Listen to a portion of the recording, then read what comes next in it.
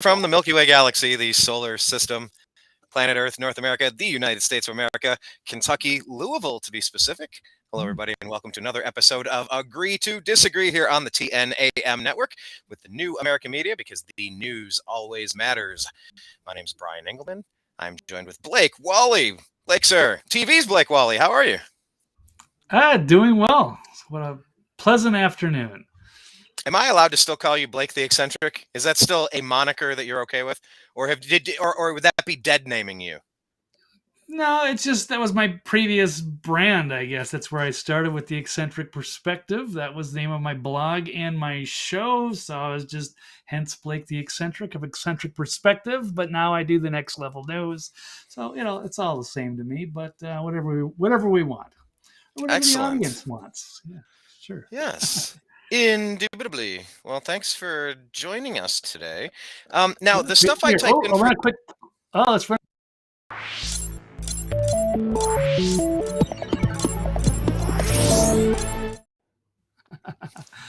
There you go. Those are on the bottom of the videos. There's two of them. I don't think I have enough room for the third yet. But, okay, cool. Yeah, I was wondering what just happened. What happened? Yeah, I got another one.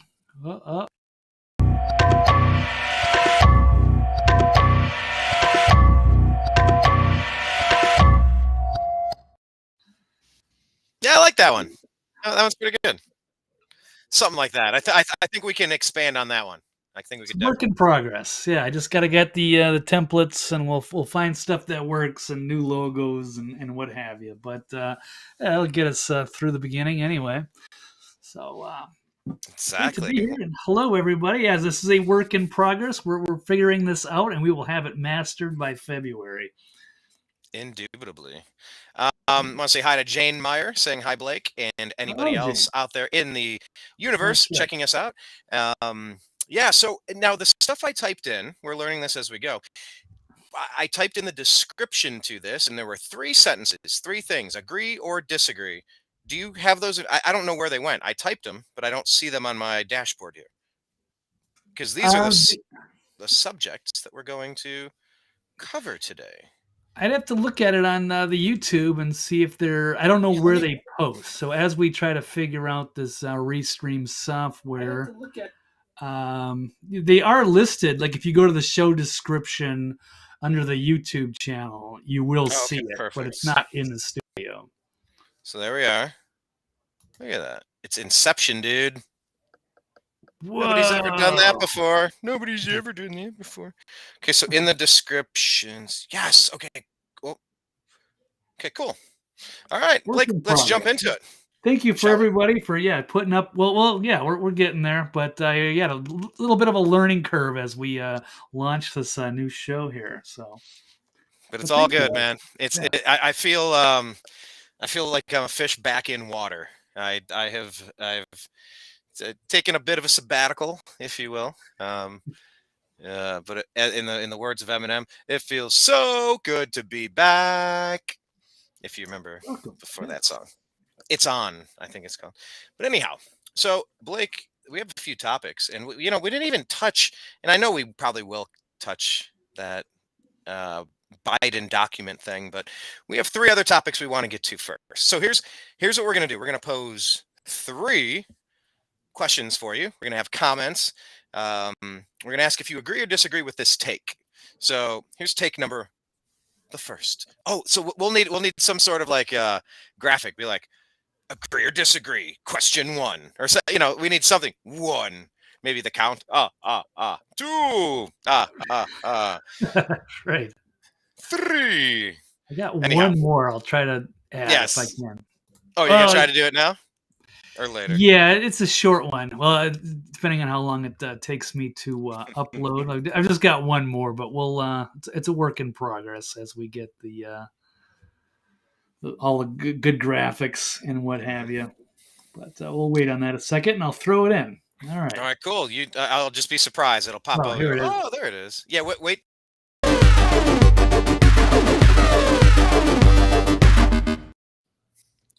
Yeah, I like the button concept of agree, disagree, left, right, the binary. You must. Yeah. What did Yogi Berra say? When I came to the fork in the road, I took it. Excellent. Friggin' love that guy and his quotes. So here's number one. Daily Wire drama is hurting the conservative movement. Daily Wire drama is hurting the conservative movement. Agree or disagree, Blake Wally? I'm going to say disagree. I think it's interesting publicity. I mean, it's Huh. certainly the left is having some fun with it, So I but haven't followed the left. What is the left? How are in what way are they having fun with it? I haven't paid attention. I think they're making a bigger deal out of it, but people are saying, "Oh, this doesn't make us look good. Doesn't make us look unified." But it's early. It's the very beginning of 2023. It's not. It's kind of the in between. It's not even the election year yet, so I'm not too terribly worried about it. It's following, early in January after the holidays, so I don't think it's that big of a deal. But some people certainly want to make it out to be. But it's been interesting. It's a good story that's kept a lot of people engaged on the social media platforms, Twitter and YouTube, especially to sound off, chime in on their thoughts on what's going on with Steven Crowder and his blow up with Daily Wire. And Jeremy, Ben and Candace Owens, there's a lot of people have been in there.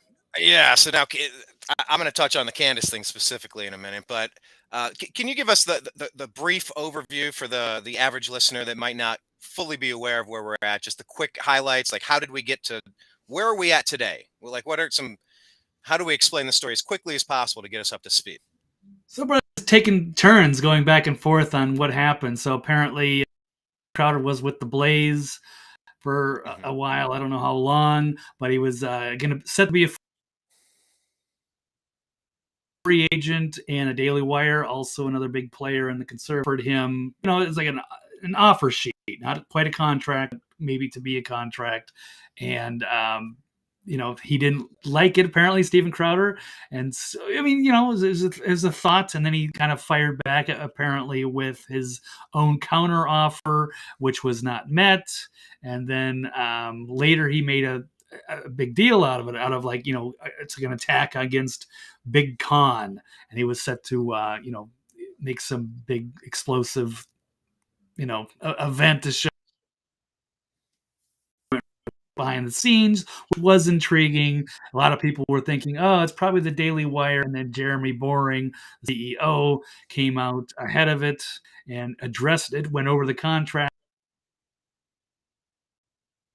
side, and then Crowder fired off again, and then then they really went after him. The Daily Wire, all the personalities, including Candace Owens, and they went on Tim Pool, which is like probably the largest news live streaming. And then finally, after Crowder was under fire, it seemed like for several days, he finally made his big appearance on Tim Pool yesterday, and that's kind of where we're at. There's also another all 2 hours of it. Yeah. Yeah. Yeah. I like the topics. I like the causes. I like the importance of trying to determine what an accurate news story is versus propaganda, lies, manipulation, theft, and treason. I don't particularly care for a lot of this interpersonal bullshit. It really turns me off. It's one of the things that I dislike about the liberty movement, the news industry in general. I get it. I sort of get it. I understand. I sort of understand. But yeah, and it's not just about Crowder and Daily Wire, because yeah, if you're a free agent, yeah, you negotiate. I mean, how many times the Minnesota Twins your Minnesota Twins ended up signing Carlos Correa, right? Like he had signed with 3 teams on 3 contracts this offseason. And it's this big juicy story, but it's like, is it? He's looking for work and he's offered work and he almost, and oh, I'm going to sign here. Nope. I'm going to go to the 3rd team. Okay. It's like, moving on. How much of a fuck am I supposed to give about this? I don't have much in me to give about something like that per se, but I think the Daily Wire thing, it's more expansive. It's not just Crowder and Shapiro or Boring. Did you happen to catch the Candace Owens and Nicole Arbor? I don't know if I sent you that, because I ended up watching that one yesterday, and that one was I had thoughts on that. Did you see that one as well? You sent that to me yesterday. I watched maybe 2/3 of Nicole Arbor giving her take on her falling out or her drama with Candace Owens. So that was interesting to dig in. I know I'd kind of heard of her, but I wasn't quite sure. So I Oh, tried of to Nicole, do my. you're not familiar with her as I much. think I've run into her a couple of times, but I don't like actively follow her on anything. I mean, she's beautiful, but I thought she was. I don't. I didn't She's find her pretty too damn credible. funny. I find her She's to be on talented, the yeah. hilarious scale. I think in the realm of humor, nobody on the conservative side is doing it at maybe Gutfeld, but nobody's really doing it as well as Nicole Arbor and Steven Crowder. They Crowder's show can be a little hit or miss for me as far as my personal taste. Um, but I think when Crowder gets into a bit, when they produce and do these uh, choreographed, thought out, acted out. When they really put paper to pen and do a parody or do a skit, there's nothing funnier. Yeah, it's what Saturday Night Live should have been doing. It's so damn good. It's so damn funny. Nicole Arbor's always struck me as funny, but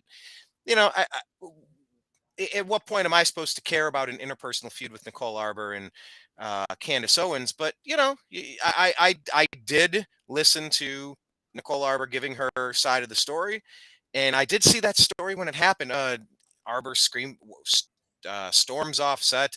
And I'm like, this is just dumb. What's going on? There's this whole backstory, and there's a lot of accusations, and there's allegedly some sort of a court case and stalking charges and criminal complaints. And I don't understand why Candace brought up something that had nothing to do with the topic on that show. It had nothing to do with it. It was just a dig. It was just try to lunge out and stab between the ribs. It's like, haha, I got you. I had a knife behind my back all the time. It's like that wasn't the topic. Like, what are we even talking about? Is this the point of your topic of your show, Candace? Like, this is what you do? Like, I have no interest in watching a show like that. I don't think many people are standing around clamoring to see conservatives or libertarians or right leaning people destroy each other and air super dirty laundry that until anything's shaken out in court. Like, it's nobody's damn business. And to bring that up in the middle of a debate on it, and I guess the topic was canceling. Nicole was like, "No, I don't think we should cancel these leftist idiots. I don't think it should be done just because they're doing it to the conservatives. Our principles are more free speech, so we can't fight fire with fire and expect to put the fire out." And it's like, that's a reasonable take. You can disagree with it, because I kind of think that the conservative side, the right, has been really milk toast, really limp noodle, reactionary. When you have the winning argument, you need to play offense, not defense. And the right has been on their heels for far too long. So there's a part of me that could understand Candace's opinion, and I understand Nicole's opinion. Fine. We agree to disagree since we're not on the same page of the topic. Move along. I'll bet you agree on 97% of the other things. But no, we're going to fixate on that, and we're going to blow things up and make it all about drama. So I'm starting to become concerned, Blake, that the Daily Wire is just a bunch of crappy drama, and it's really kind of poisoning the well for me. I don't find myself attracted to considering more of their content. It's swarmy. And I know Crowder brought this other thing out. It wasn't Daily Wire out there talking trash. Like, they're negotiating. I'll make you an offer. Well, we kind of know what Rogan got. We're hearing what Crowder's got 5.5 million subscribers on his YouTube channel. Like, he's with his mug club, he's doing a lot of things right, and he's been doing a lot of things right for a long time. Nobody's perfect. I don't agree with anybody 100% of the time, not even myself. But yeah, an offer came out, and I don't like how Crowder put that out there. Like, you're if I don't understand the negotiating tactic. I get Right. no news, no publicity. What is it? No publicity is bad publicity, but I don't know about that. I don't think so. We are all talking about him, but I just think it lowers the level of the conversation because they're just jangly keys. We're leading with this story when it seems clear to me that the deep state is getting ready to jettison Joe Biden, and they're finding documents up his nose, in his pocket. It's in the it's in the, what's it called, in the car, the doggone it, not the dash, the glove Ashtrays, box. the glove It's box. got, oh, you got it. It's in the glove box. Oh, it's in your. it's in your frosted mini wheats. He's pouring a bowl of cereal and documents are falling out. Like they are framing him. They're getting ready to just end him because all Obama had to come out and say is like, hey, I got it. No, I declassified those. That's why I gave them to Joe. Right. Joe has them because I declassified them, and Michelle can back up on that. But like, that's a story worth talking about. And it's not even that I'm freaking out about documents, but I will say about documents, it's time to raid Bush, Clinton, Carter. Who am I skipping? Obama. Yeah, all of them. Raid every one of their libraries and every one of their homes. Do it all to everyone. Even poor old Jimmy Carter. But you better do it with CNN cameras in the middle of the night like you did to Roger Stone. If we're going to be fair here. So I think there's important stories, and then I think there's just trash. And I feel like all of this Daily Wire stuff is trash. And to me, I'm just taking on the DW brand as being trash. It's the brand for me. It's all rubbing me the wrong way. I don't like any of it, Blake. Well, yeah, I mean, bring up a point. There's a issue where Nicole Arbor was talking with Candace Owen on her show. I thought she was maybe a little aggressive, but it's all right to call her out on, cancel culture and all that stuff. It should be fair game. So it was interesting what she was saying was actually happening. Now, I don't, I don't subscribe to the Daily Wire.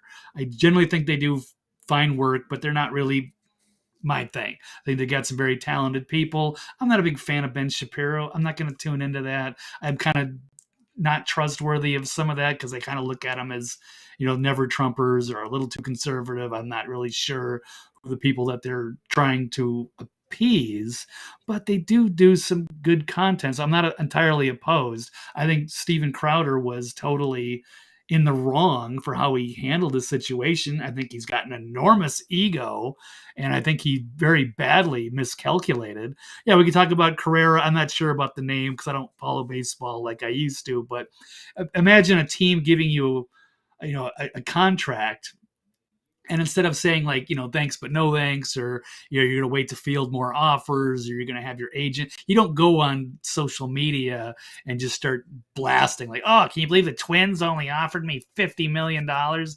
But he left that part out. He was just showing parts of the contract where if he missed so many days, they would dock him so much, or if he got his YouTube canceled, they would have to, they'd have to give him a haircut.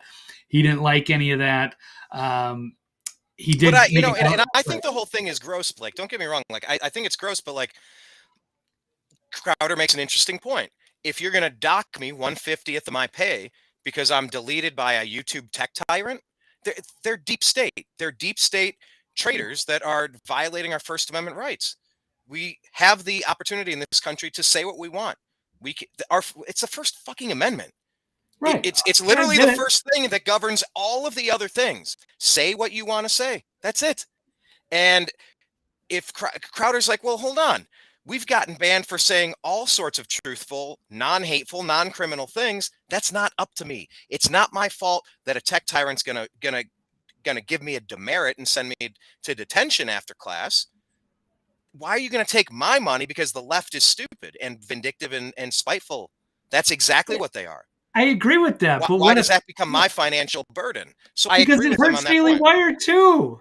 But it hurts them just as much. And they're saying you got to take a 20% cut until we can get that money back.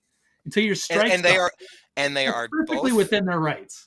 Both of them are completely valid for having the opinions they had, for pushing for what they pushed for. Okay, we agree to disagree and we move along. Sometimes it's really that simple. Maybe there's not a right or wrong. I understand why the Daily Wire. You open a website called Defeat Big Con or whatever, and then just try to go after your people, because I think he's kind of like hurt because those aren't his people. They're clearly not his people. They're clearly not his people. So he's not going after his people. He's friends with Jeremy Boring. He's friends with Ben Shapiro. These are his allies for 10 years. And then I don't think he is anymore. No, after he burned the bridge and went out in public. But I think that's what he was taking all the criticism for. I was like, dude, you shouldn't be recording your calls and going after them. when the reality is, to me, I mean, he acts like he's on a crusade to, like, save, like, guys like you and me. Like, he's just looking out for us. Well, that's what he said after. But if the Daily Wire would have taken his counter offer at $30 million a year, we wouldn't be having this conversation. He would have taken that money and been happy with it.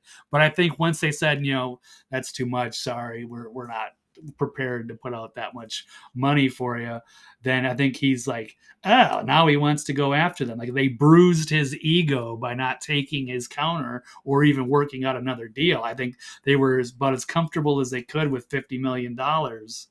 And, oh, by the way, if you get banned off all these channels, we're going to get hurt, but so are you. You got to bear part of the brunt, whether it's right or wrong. And it's total hypocritical BS anyway, because he's always, he's got to play the game on YouTube too. That's his biggest audience. So he has to self-censor to some point or go behind a paywall. He can't say, so he's totally just, it's double standard. It's not right. And I think that's just his huge ego that burned this whole deal.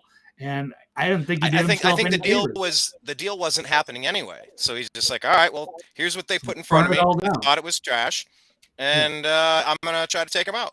Like, I'm gonna try to, I'm gonna do my thing over here. I tried to team up with the Blaze, didn't work. Tried to team up with Daily Wire, didn't work. All right, I'm doing my thing. Take it, right? Because there is something about the self-censorship that is it's contagious, it's nefarious, it's really destructive to encourage people to bite their tongue, especially when you're in the commentating realm. And that's just a disagreement of what they felt was an appropriate risk. What do I care? I can understand the business side of DW. I can understand Crowder saying, hey, it's not my fault that the lefties up in Silicon Valley are going to demonetize my channel. I would go so far as to say I don't know anybody who's been fighting big tech more than Steven Crowder with his half Asian lawyer Bill Richardson, whatever his name is. But like they have gone hard in the paint with a lot of lawsuits and a lot of legal battles to fight them because they've been demonetized. Their streams have come down. They've been everything that we've been talking about for 10 years. It's happened to you and I. It's happened to anybody out there. They've fought back. They've fought back a lot. So I mean, a lot of these people bring value on their own. Sometimes they just don't make good bedfellows. I'm not going to write off the Daily Wire or Steven Crowder as dead to me because they couldn't agree on a contract. What do I care? I just don't like the whole vibe surrounding Daily Wire and Crowder and Arbor right now and Candace Owens. It's all just it's like squiggly lines in the cartoons. It's just a lot of squiggly lines coming out like, I just back away from that stuff. Alex Jones was the king of that. That's why I always kept him at arm's length. He did so much great work, but he was always a little too radioactive for me to, I'm going to get a little distance. Yeah, some of it's just about getting the clicks and generating that controversy. So there's a lot of people that do that. I thought, but in this case, I thought the Daily Wire was very professional, and the way that Jeremy Boring spent that hour conversation, breaking everything down, very reasonable. We won everybody over as far as I was concerned, except for like the hardcore Crowder fans that just don't want to hear anything. But the other issue I have with Crowder is that he's this great crusader. He doesn't want to have people under bad contracts. But look what he did to Sven or Not Gay Jared and whoever else that he's got on his staff. The one thing that he did have a problem, or there's an Owen Benjamin thing too, right? Owen Benjamin is not on an NDA, and he has been very critical of Steven Crowder, who he's been a longtime friends with as well, but trying to be as a voice because those guys can't talk because they're under their NDA or a team of lawyers that are going to go after them if they say what really happened. So I already got a very good understanding of the kind of person that Crowder is, and as well as Nicole Arbor. Their pathological narcissism is problematic, and you don't want to work. Wait, but you said, hold on. But to be fair, you said that you're not familiar with Nicole Arbor. That's a pretty sweeping claim to say that about someone you're not familiar with. Well, I did watch the video, and I did find out. I did look her up on YouTube, and she's got a pattern of problems of people calling her out for her BS. She hasn't been around that long, and her ex boyfriend, and I've already been around narcissists, so I kind of know what to look for. And when you start seeing the other side of Nicole Arbor, you see what she really is. These are toxic people, and she made up some whole story with her ex boyfriend who was in Nashville. I forget his name. He was like a musician or something. So she's been problematic with a number of people, and so that's my observation. And I wanted to believe her. Like I said, I thought she's gorgeous, but she wasn't legit to me. And she's talking about all these stalkers or what have you. I didn't think that was legit at all. But that not saying that Candace Owens has a right to make light of that or tell everybody who that is. But she is the pattern of playing the victim anytime she's called out. I kind of just when you're around some pathologically narcissistic people, they kind of operate on a program, and you know what to look for. And she seems to fit that profile. So, like I said, I think it's a 99% chance. And Crowder, you can definitely tell. He's also And the thin-skinned egomaniac who's trying to control all the people around him.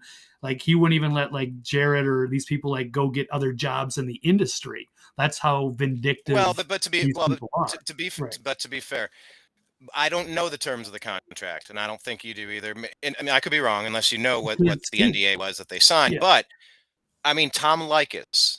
There was no bigger name in radio than Tom Likas, especially out in Los Angeles. Like, he was like the West Coast Howard Stern. I don't know how else you describe him, but when I moved out there, I mean, he was raunchy. He pushed the envelope. He was out there, but he was also brilliant. He was sharp. He was quick. He had a great voice, and like, he was always creating.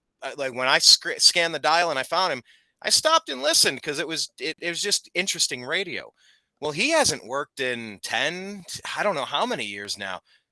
He signed an agreement with his former employer. They had a separation agreement, some sort of whatever it's called, and he's being paid to not create content for anybody else. So, Yeah. if these other people that left the show are being paid, hey, look, I'm going to pay you. Not everything that I have no idea what the terms are, but Right. theoretically, you're like, look, I'm going to pay you. But clearly this didn't work out. We're going a different direction. I'm going to pay you, but sign this NDA. And I don't want you talking about us. I don't want you talking shit about us. I don't want you dragging our name in the mud and bringing this fight public. I want you paid. I want you over there, and I want it quiet. If you want some free money, take it, and we'll move along. I wish you well. I that's very possible. That's a very possible thing that's going on, because I watched it with Likas. He was paid to not do his show, and he's occasionally popped his head back out and said as much. And he's like, I'm making the almost, I forget what it was, almost the same amount of money for doing nothing. He was making like 5-10 million a year, and I got to double check all these stats. I don't have them Opie and Anthony did the memorized. same thing. They got paid to like take a whole year off because they got banned or whatever, but it was like part of their contract. Yeah, Yeah, I but get like, it. I mean, it's kind of like pretty, Jane Meyer in the chat over here. She's saying, "Well, is this all scripted? Maybe." Saying, "Absolutely, it's possible. It's well, possibly all scripted. No publicity is sometimes they bad do to publicity, get clicks but to it gives me a generate bad controversy. taste in my mouth. I don't enjoy it in any way. Bad taste." So, anyway, I think Yeah, we've run this topic into the ground. Blake, final thoughts? sure. You think it's good for the conservative movement, and I think it's bad for the conservative movement. Just Agree for or disagree? publicity. Yeah, I'm gonna have to switch what I initially said, but No, no, no, no. all I right, no, said I'm gonna Daily go Wire drama agree. is It's good hurting the because conservative movement. I'm gonna say, yeah, I agree. Overall, big picture, it got us to talk about this and to face this issue. I don't think it worked out very well for Stephen, but he's still got an enormous audience, very loyal people, so he'll be fine. I want to say what up to Jeremy watching in the Agree to Disagree group over here in Facebook. That's pretty cool. Jeremy, I'm going to tag you. What's up? Thanks for watching. Jeremy, do you have any thoughts on the Daily Wire drama? Is the Daily Wire drama hurting the conservative movement? Agree or disagree? All right, we'll go to question number 2. Do you have a question 2 logo to go?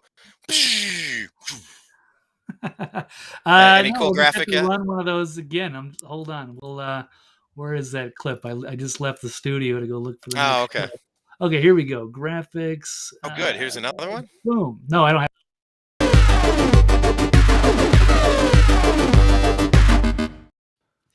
I can't even see those, but we have three. There's three for today. We'll have to clear up some more room for the video clips. Yeah, that's pretty nice. Okay, so here is the statement. The general public saw a Demar Hamlin lookalike at the Bills-Bengals playoff game. The general public saw a Demar Hamlin lookalike at the Bills-Bengals playoff game. Blake, agree or disagree? Disagree. I don't think that was. Well, you say it's a lookalike. Maybe it's A the way you lookalike. phrase that.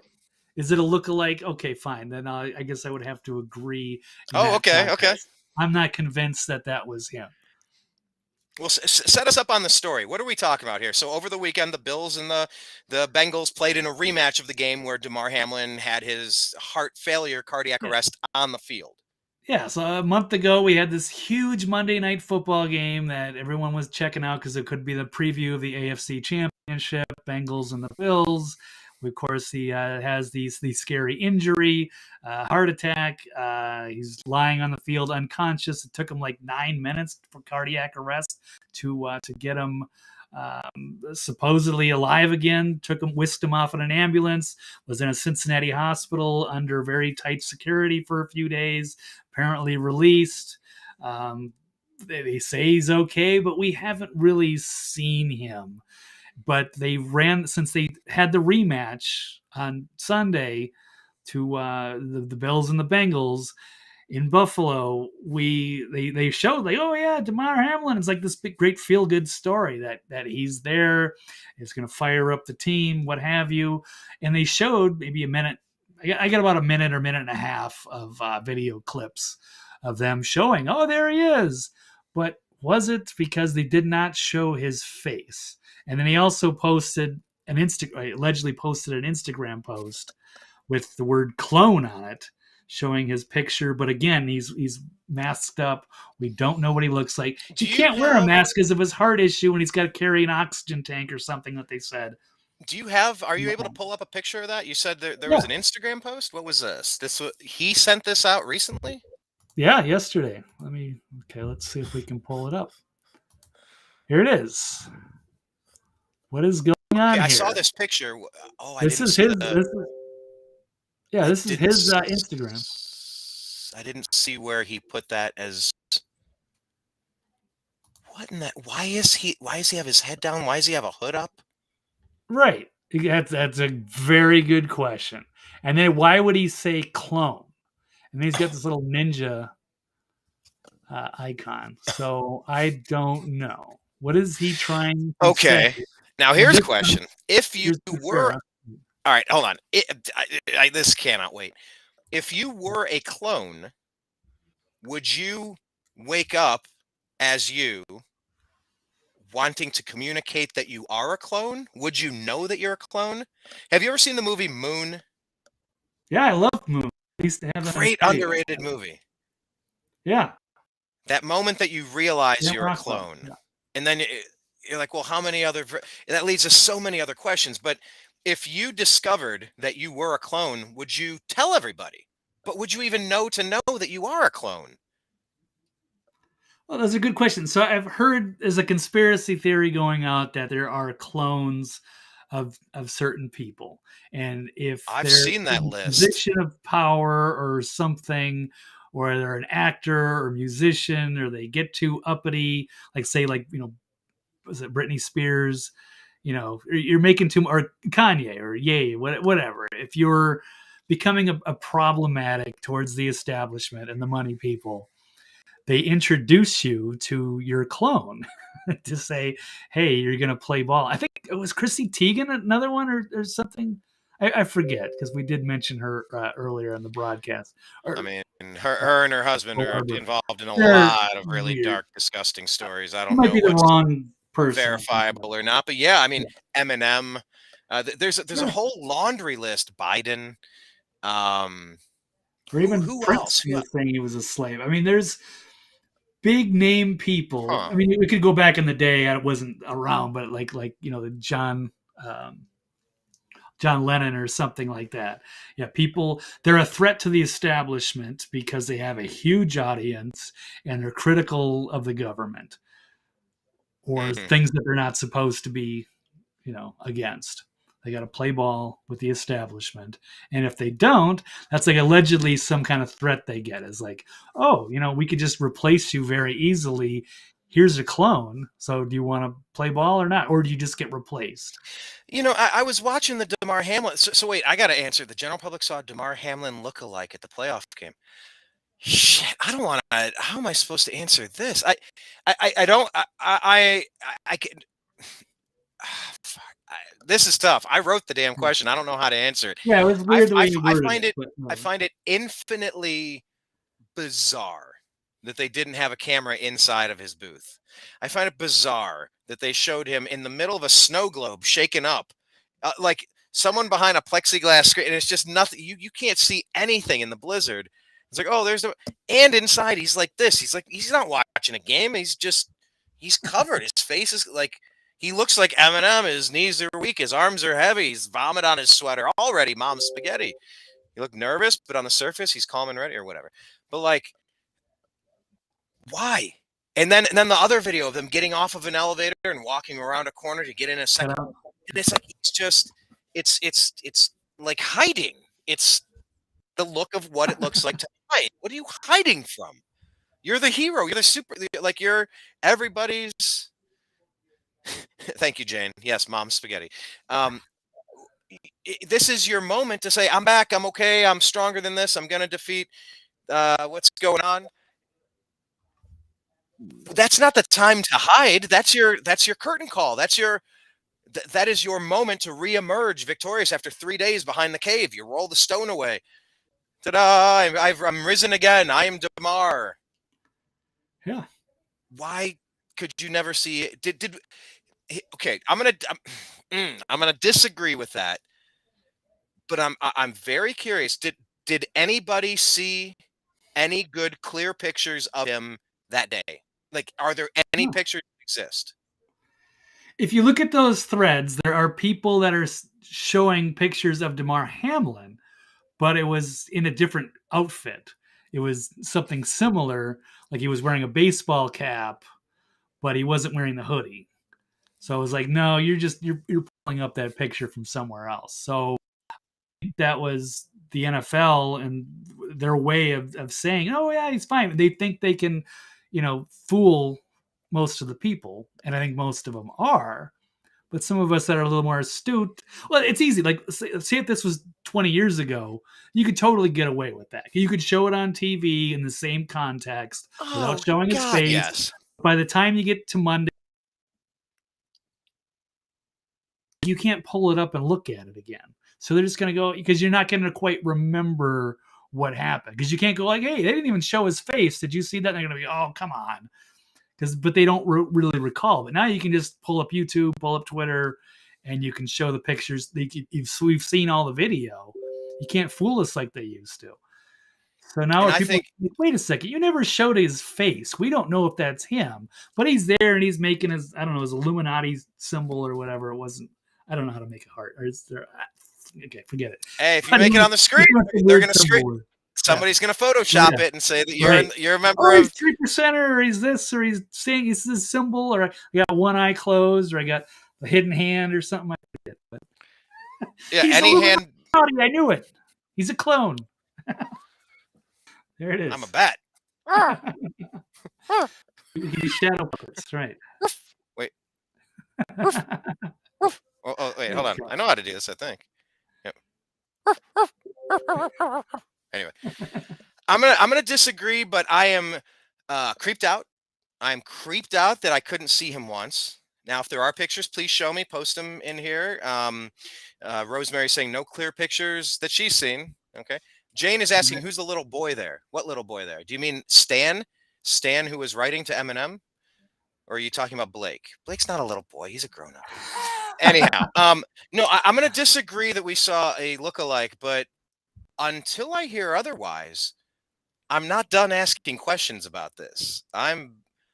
It really rubs me the wrong way. This is the one moment in this, like, the coup de grace. This is the crescendo of the play. This is this is the biggest stage to bookend what we saw. Everybody came together and donated to his charity, and this was the moment. And then, oh yeah, okay, yeah, go Bills, clone. I'm sorry, Yeah. clone. What? I can't be crazy for having a weird feeling about this, because No. that is weird. Absolutely. But I think they're afraid. He's either, I think, bring up and say the bad news. I don't know if he's dead or if he's got some serious health problem and they don't want to show him. They don't want to tell the public. So they're making this story up to, make it seem like it's a feel good. See, everything's fine. But they don't want to deal with the fallout if he either died or if it's a accident or if there's some other thing that's going to get the NFL sued or it's going to make them look bad. They'd rather just sweep this under the rug. But then they can fool the masses. Oh yeah, he's great, everything's fine. But no, on second glance, now that we've had a time to review it, it's not fine, and we all see it. Has he done a press conference?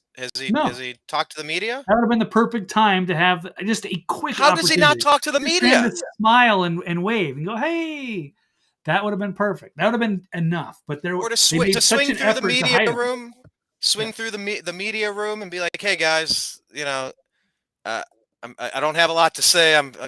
My lungs have been through a bit lately, but I just want to thank you for all your support. All of that money donated is going to go to the children's fund, but I'm setting up a second separate fund now to help me and my medical bills. It's over here. If anybody wants to help, thank you so much. I'm going to go continue getting treatment. Big prayers to all the members of the Bengals staff that helped me get through this, the people at this hospital, and everybody out there in the world. Thank you so much. Like, you have to have that moment. How do you get through that game and not bring him to the press room for 2 minutes, 60 seconds, right. and you're done? Like, I don't have it in me to talk a lot. I just want to say thank you to everybody out there. And I'm going to work my hardest to stay with this team and, let's go Bills. That's it. 20 seconds, 15 seconds. You could have got it all done in 2 sentences by saying thank you and just going. You and I are in content production, creation, media, presentations, documentaries. There are certain scenes that certain stories require, and it's based on the footage that you have. If the NFL can't get one good shot of Demar Hamlin, that's intentional.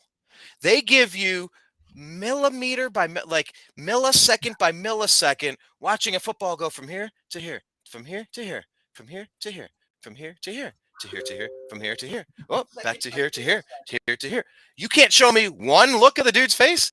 So if I didn't see it because I was out and I might have missed an image on the screen, maybe I didn't see a press conference that happened. If so, please put a link for it. I'm creeped out and I'm asking more questions. I'm very curious, but yeah, it really terrified the nation to watch that because there's an implication there. I don't think we even need to get into it because, deep state doesn't want to let us talk unless you're on Twitter. I think we can still talk on Twitter, but some of these platforms, they're still just, censoring us because it's a big money grab. But anyway, we'll move on because, there's that topic that we can't even talk about. But I will say this to Rose. Oh, go ahead. Oh, because if they could have had any kind of interview, even if it was 10 seconds, they would have. The reason they didn't is I think it's obvious that there's some damage or possibly we hope there's no death. But that was just they were trying to slip that through it as the big feel-good story, and it ended up backfiring. So who is out there in the national media having this conversation? Like, who else is talking about this? I'm not going to talk about that. That's why we have to do what we do. I never wanted to be in journalism. I never want to do this, but since they're not telling the truth on TV, you gotta. This is why we got it. This is the alternative media. That's how it all began because now they control everything. They used to fight for stories like this. If this was years ago, to get that scoop and to tell this bombshell thing, but now the networks, they get so much money. Some of these companies, and they don't want to make waves. They don't want to get sued. They don't want a bunch of angry balls. So now they just it's all totally controlled, and it's run by like 5 or 6 corporations.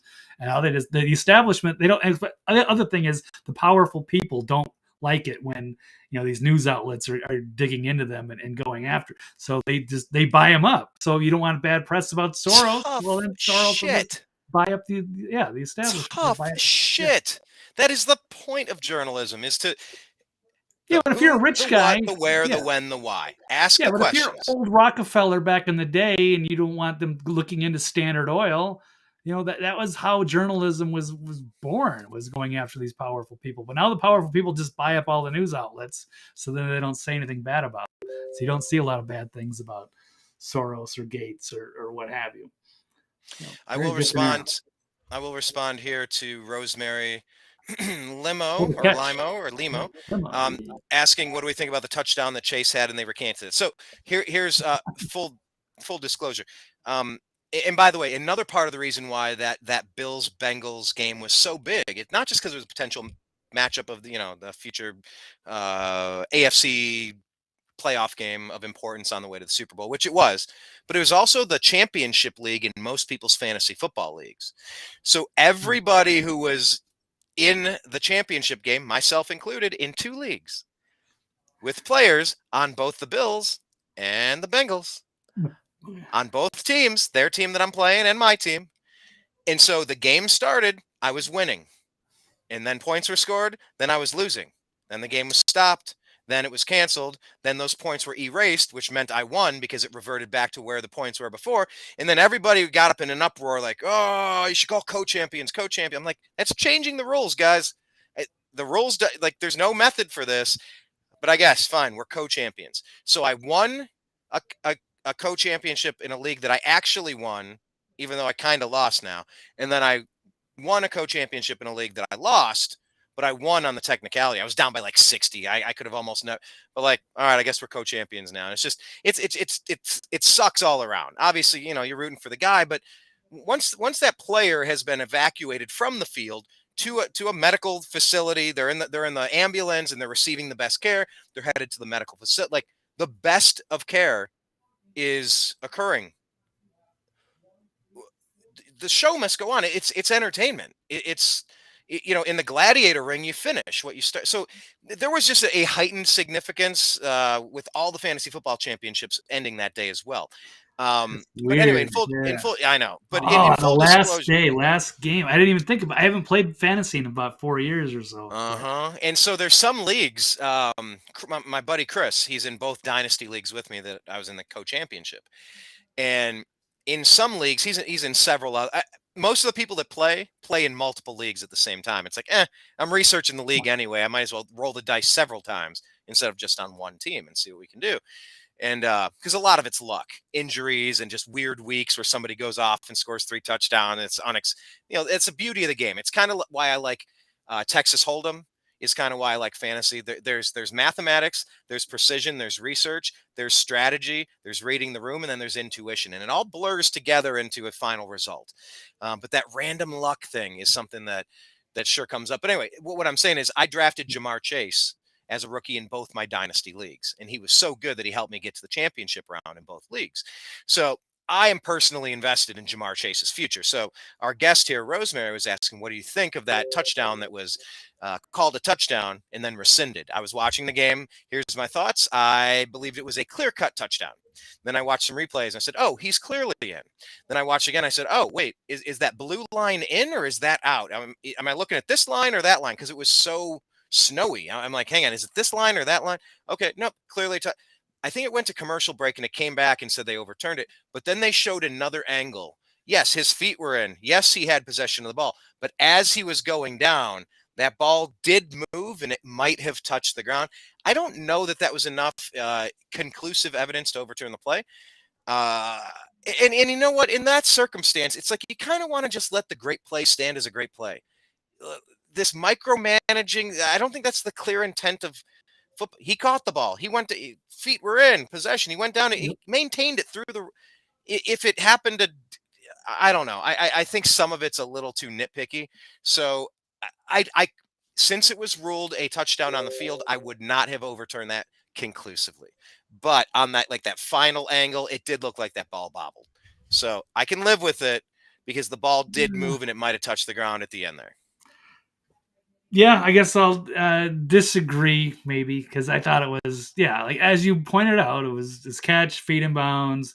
Yeah, maybe it moved a tiny bit, but it never touched the ground. I thought it was just like no way you're gonna overrule that. It was such a great throw and catch. I know. It's so anticlimactic to do that. 7 or whatever the score was, but they want to keep it close. Oh, I'm looking at my internet wavering, but no, I don't think you can overrule that.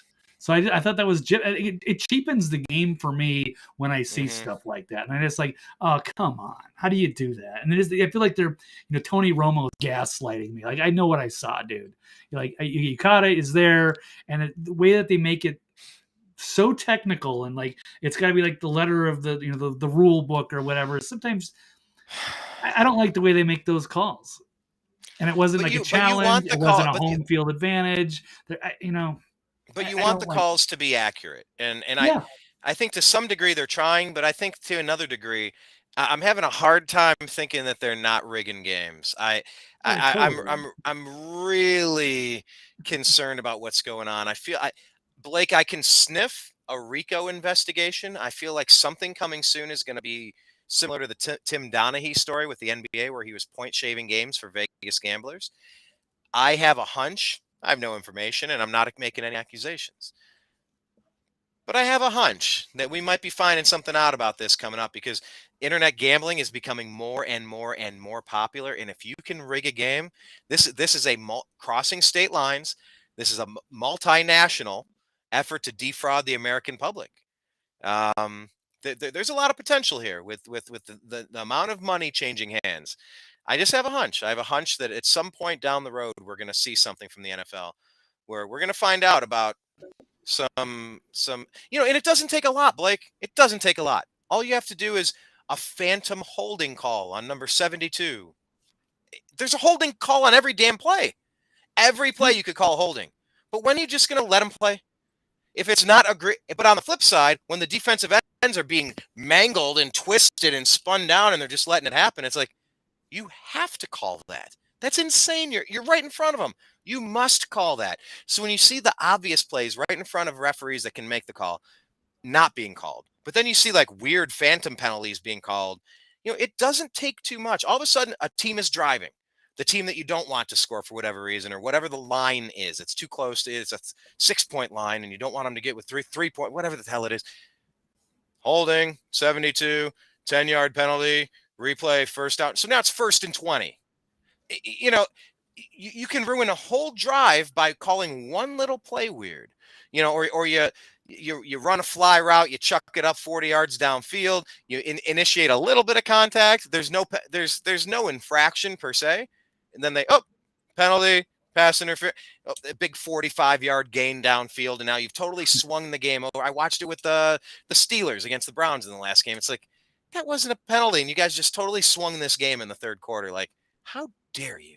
But some of that is me just being a homer, and that's part of what sports is. You pick your teams, you root for your teams, and at some Right. point to a little blind allegiance, and maybe we don't see things neutral. We see them through very shaded lenses. But yeah, I just have a hunch, Blake. I just put it on my long-term projection, my long-term prognostication list.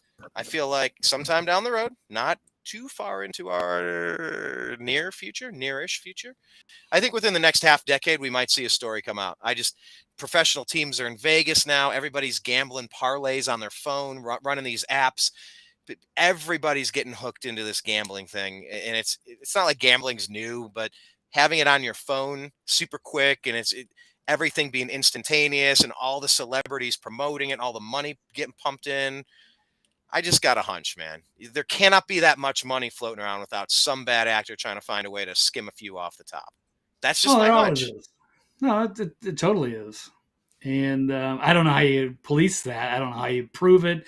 And I think they've got it very carefully worded that it's just for entertainment, and they can get out of that. So I don't see anybody, cracking down or digging through dragging it out. There's too much corruption, too much money, and that I don't see the good guys, cleaning that up.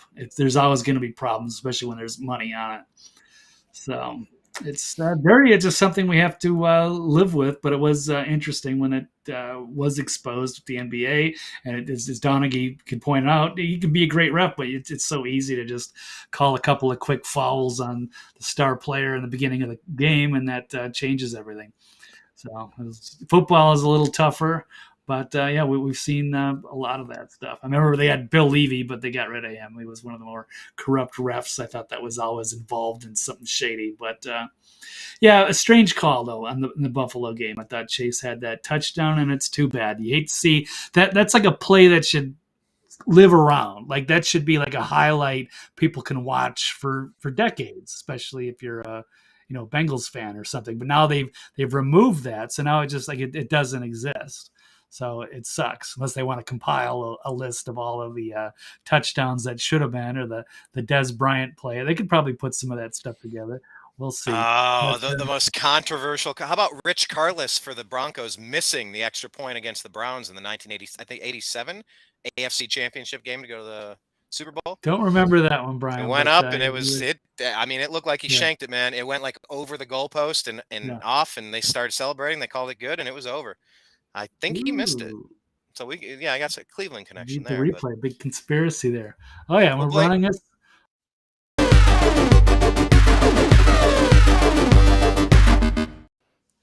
Since it's sports themed, all right. I'm used to that. I'm getting used to that kind of. I like the button. I think we need buttons now. Smash the like button. Smash the disagree button. This is one that we didn't preload into our pre-production meeting, our production meeting rather. But here's one: agree or disagree. Joe Biden is going to survive this full term. Agree or disagree, Blake? Not the way that it's looking. They're getting with all of these documents. It feels like they're setting him up for a failure. But then, of course, the Mike Pence also on cue gets found with classified documents. So now I think so Pence is wrapped up in this now. Yeah, that was new today. So as all the pressure is mounting on Biden, like, oh, well, they found more. And now there's some in his other Delaware home, or in this room, or his garage, or this office. And now all of a sudden, oh, wait, we got Mike Pence too. So now it's just going to be everybody, and then no one's going to care. And now they're just going to have to redo the way that presidents and vice presidents are allowed to classify documents or unclassify them or what have you. Mike Pence. Yeah, you kind of wonder about that guy. If that's a, who is that? That's his real name? Yeah. All right. If that's his real name. I would like to see Mike Pence outside of that Josh Allen mural on Instagram saying clone. Yeah, that I would just quit. I think the simulation would crash at that point. It would just be Inception, a dream within a dream. I'm done. I'm tapping out. Okay, so Pence now.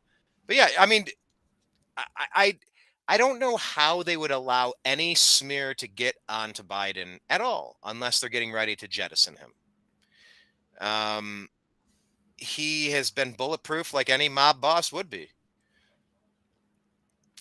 So I find it very strange that they're allowing any sort of shade, because he's not allowed to have any shade thrown his way. Zero. None is allowed by the deep state media, by FBI, CIA, NSA, Homeland Security, all the deep state. The ones that run Facebook, the ones that run Google, YouTube, the same cats that used to run Twitter. Thank you, Elon. I appreciate it. I still don't love Twitter, but I appreciate what you did.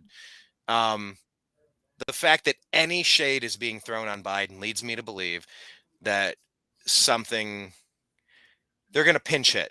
I think that there's going to be some sort of pinch hit.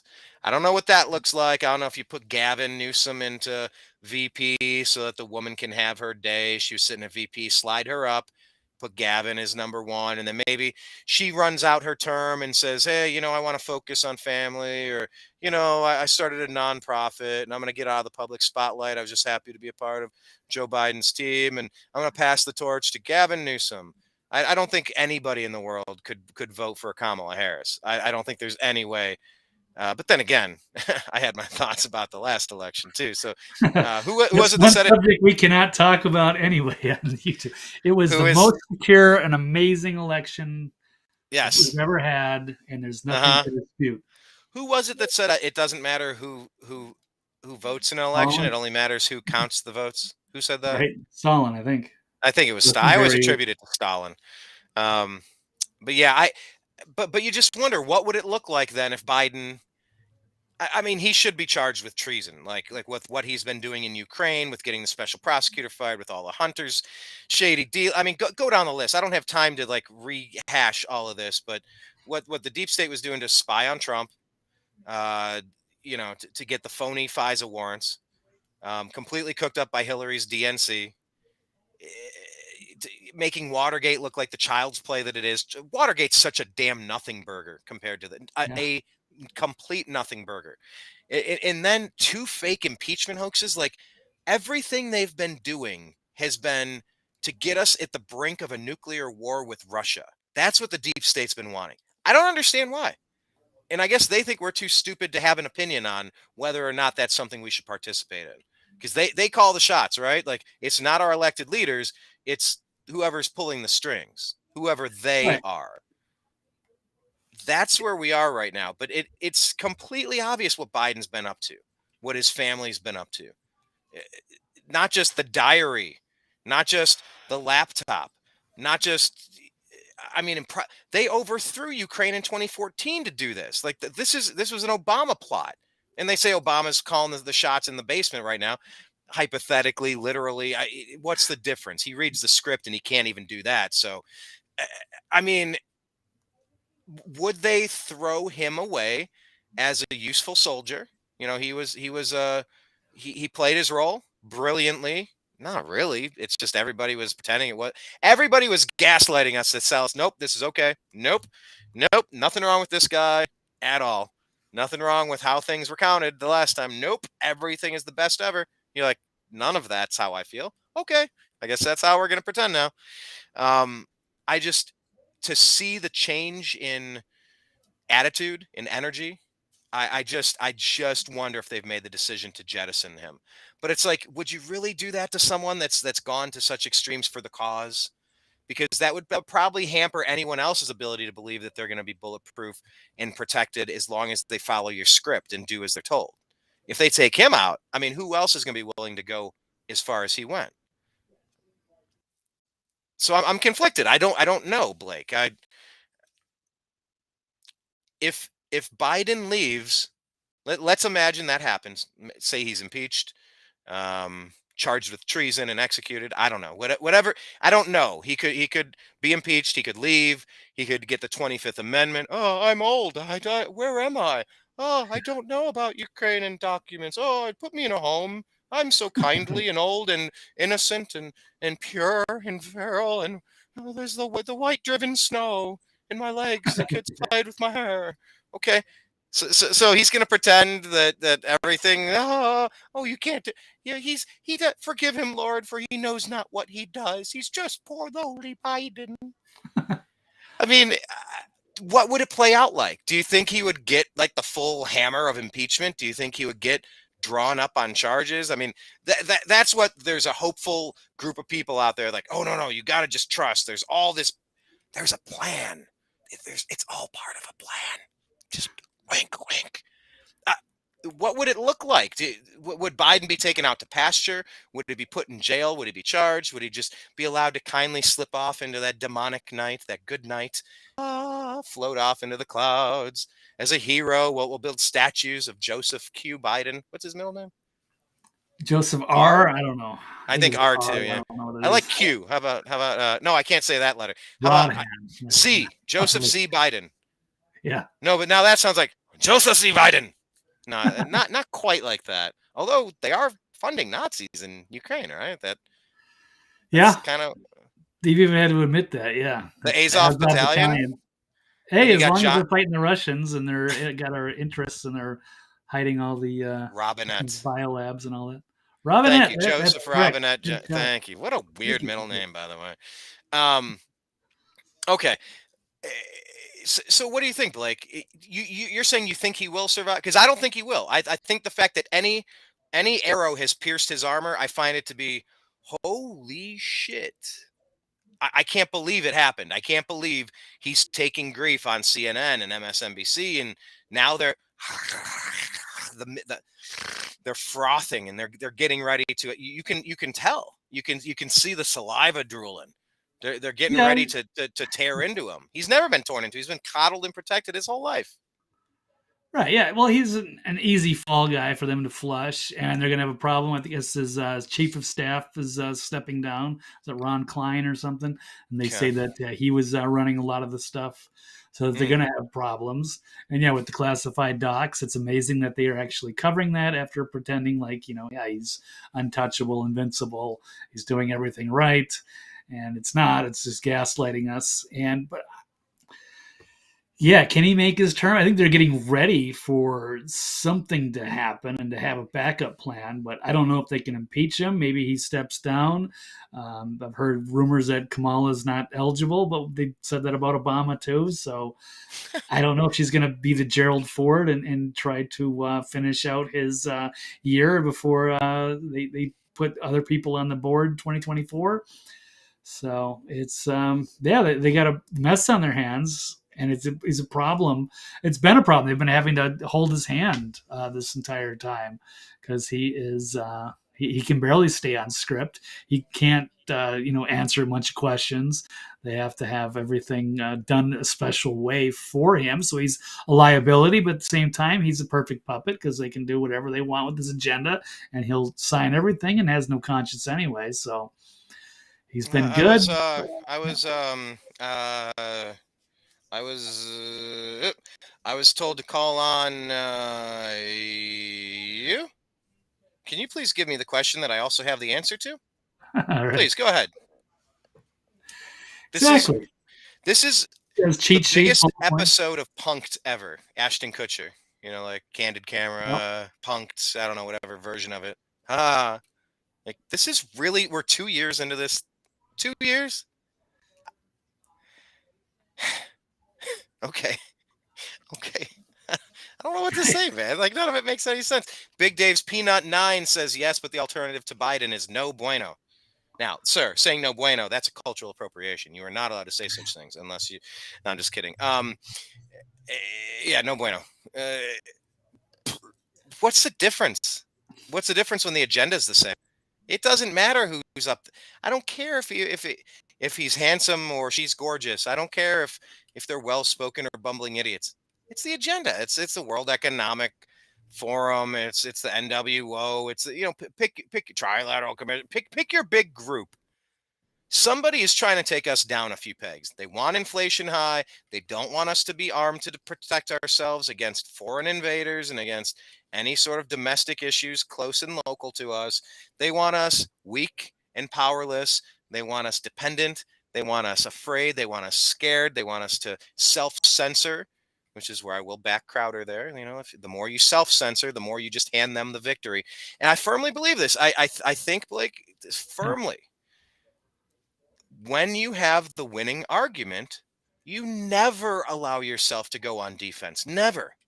And for everything that Trump wasn't, and not a perfect human, not a perfect candidate, not a perfect president. However, he's the first Republican I've seen go on offense ever. Maybe a little bit with Reagan, but as far as just not being on defense and a sniveling little coward, at least Trump punched back when he was punched. It's like this.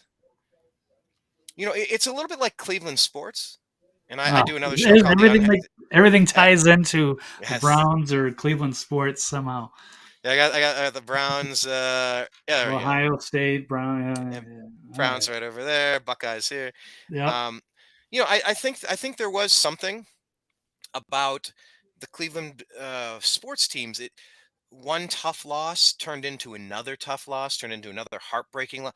And just over the years and over the generations, like it just kind of became a self-fulfilling prophecy. Like you started to expect, "Ugh, well, let's see how they're going to find a way to lose this one." And when you start thinking that way, it kind of becomes a self-fulfilling prophecy. And it turns out like then you do choke. Tony Fernandez with the ground ball, or the fumble with Ernest Biner, and the shot with Michael Jordan. You go down the list and it just keeps happening. And it's like, how do you break out of it? And for the Republicans for too long, they've been playing defense. And it's the worst way to be, especially when you have the winning arguments, especially when you're in the right, especially when the stuff you're putting out is basic common sense, straightforward, agreeable, something. It's policy that works, policy that has a track record, policy that does no harm. You know, they need to be on offense, Blake. And Well, I what do you want them haven't to do? seen They enough of can't. They it. can't impeach him. They're not going to get 2/3 of the Senate. Oh, they absolutely need to do that. Absolutely. They're Let not the going. se- You let the, think they're let going to impeach him? They do just it and do it 25th quickly and get Amendment. it over They would with. have to Do it. work a deal with the Democrats because they're not going to vote for that. I don't think. Who cares? It's not about them voting for it. It's about the theater. Do it. Right, Do well, it you can't quickly. get it Don't done drag because it's this. the theater. All right. Yeah, just for purely for the theatrical components, not They for did it to anything Trump, tangible. so they But would do that's it why to I'm saying. Biden. But I'm being very clear on this Yeah. second point. There's a very important caveat here. I don't want this shit dragging out for 2 years. No. Not like what they did, J6. Not happening.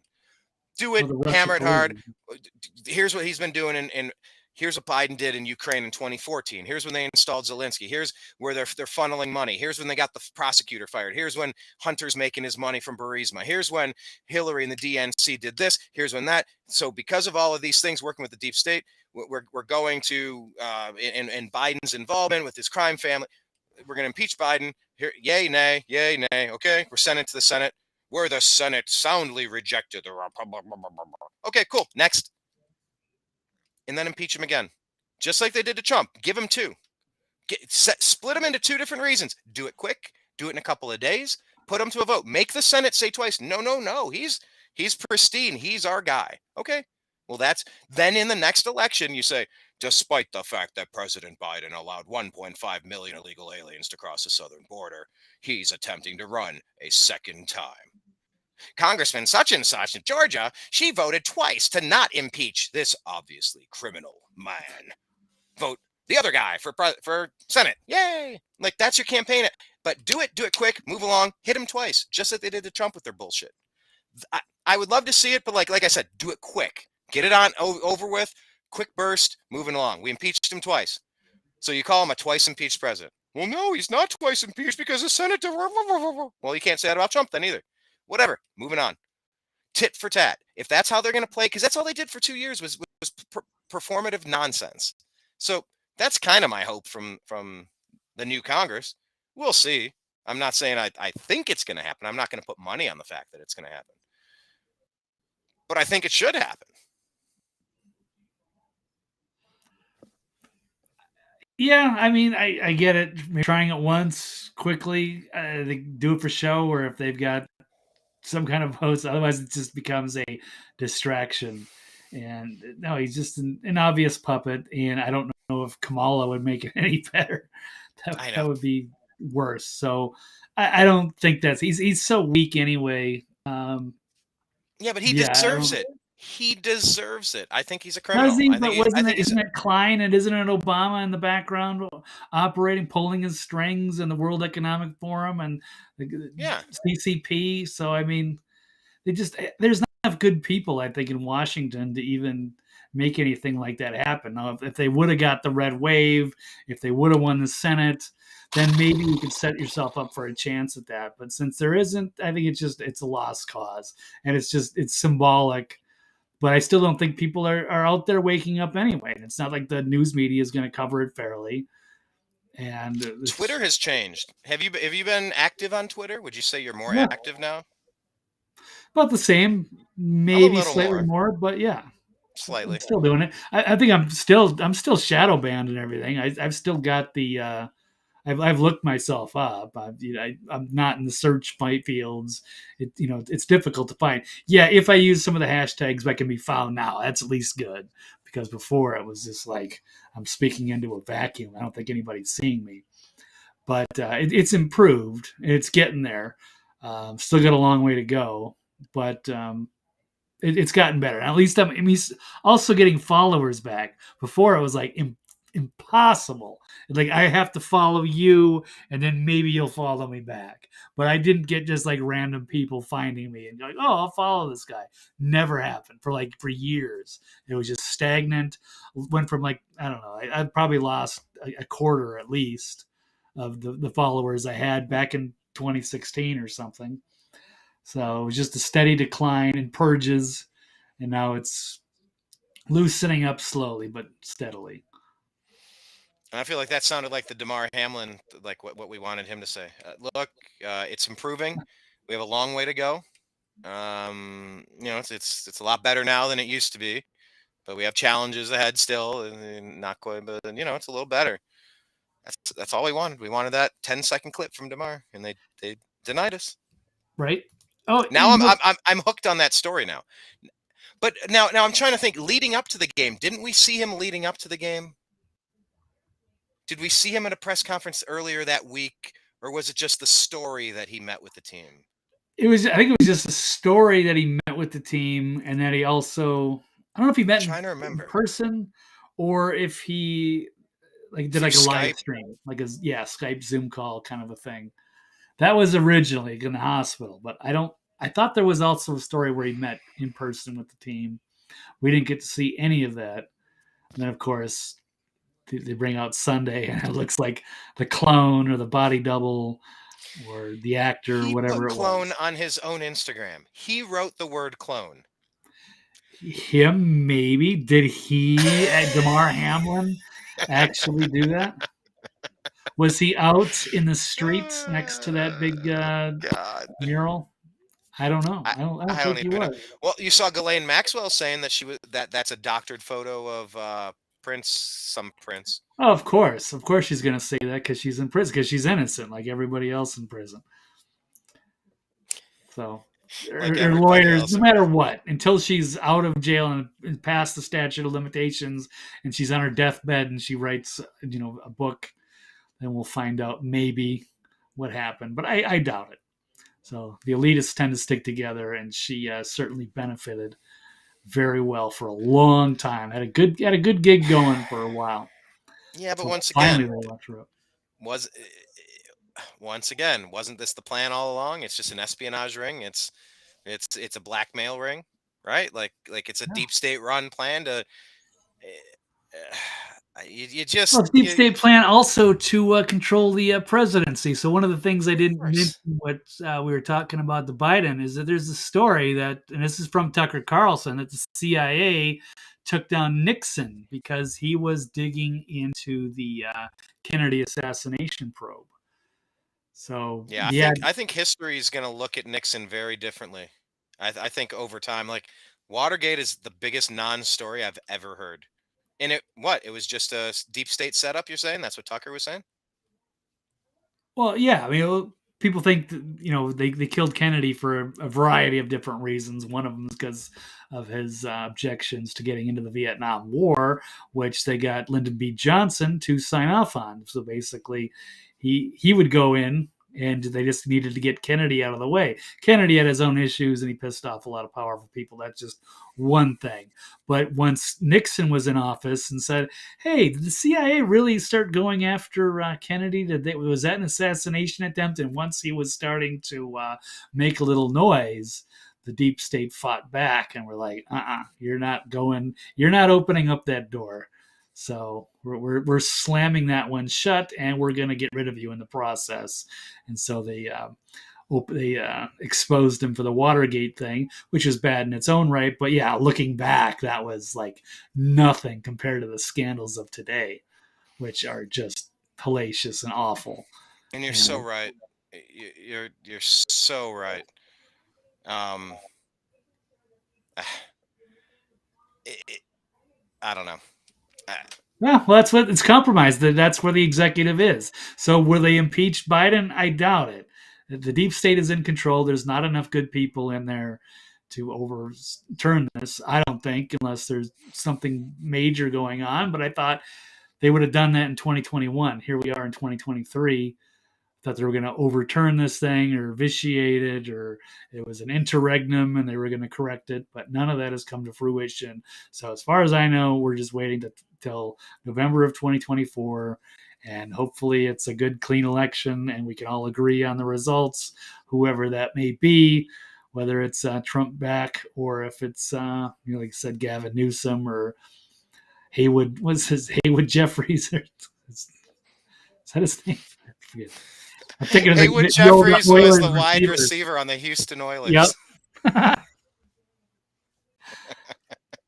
Haywood Jablomi was one of the funny names that you'd leave for, like, you'd write down as on the attendance sheet for the substitute teacher.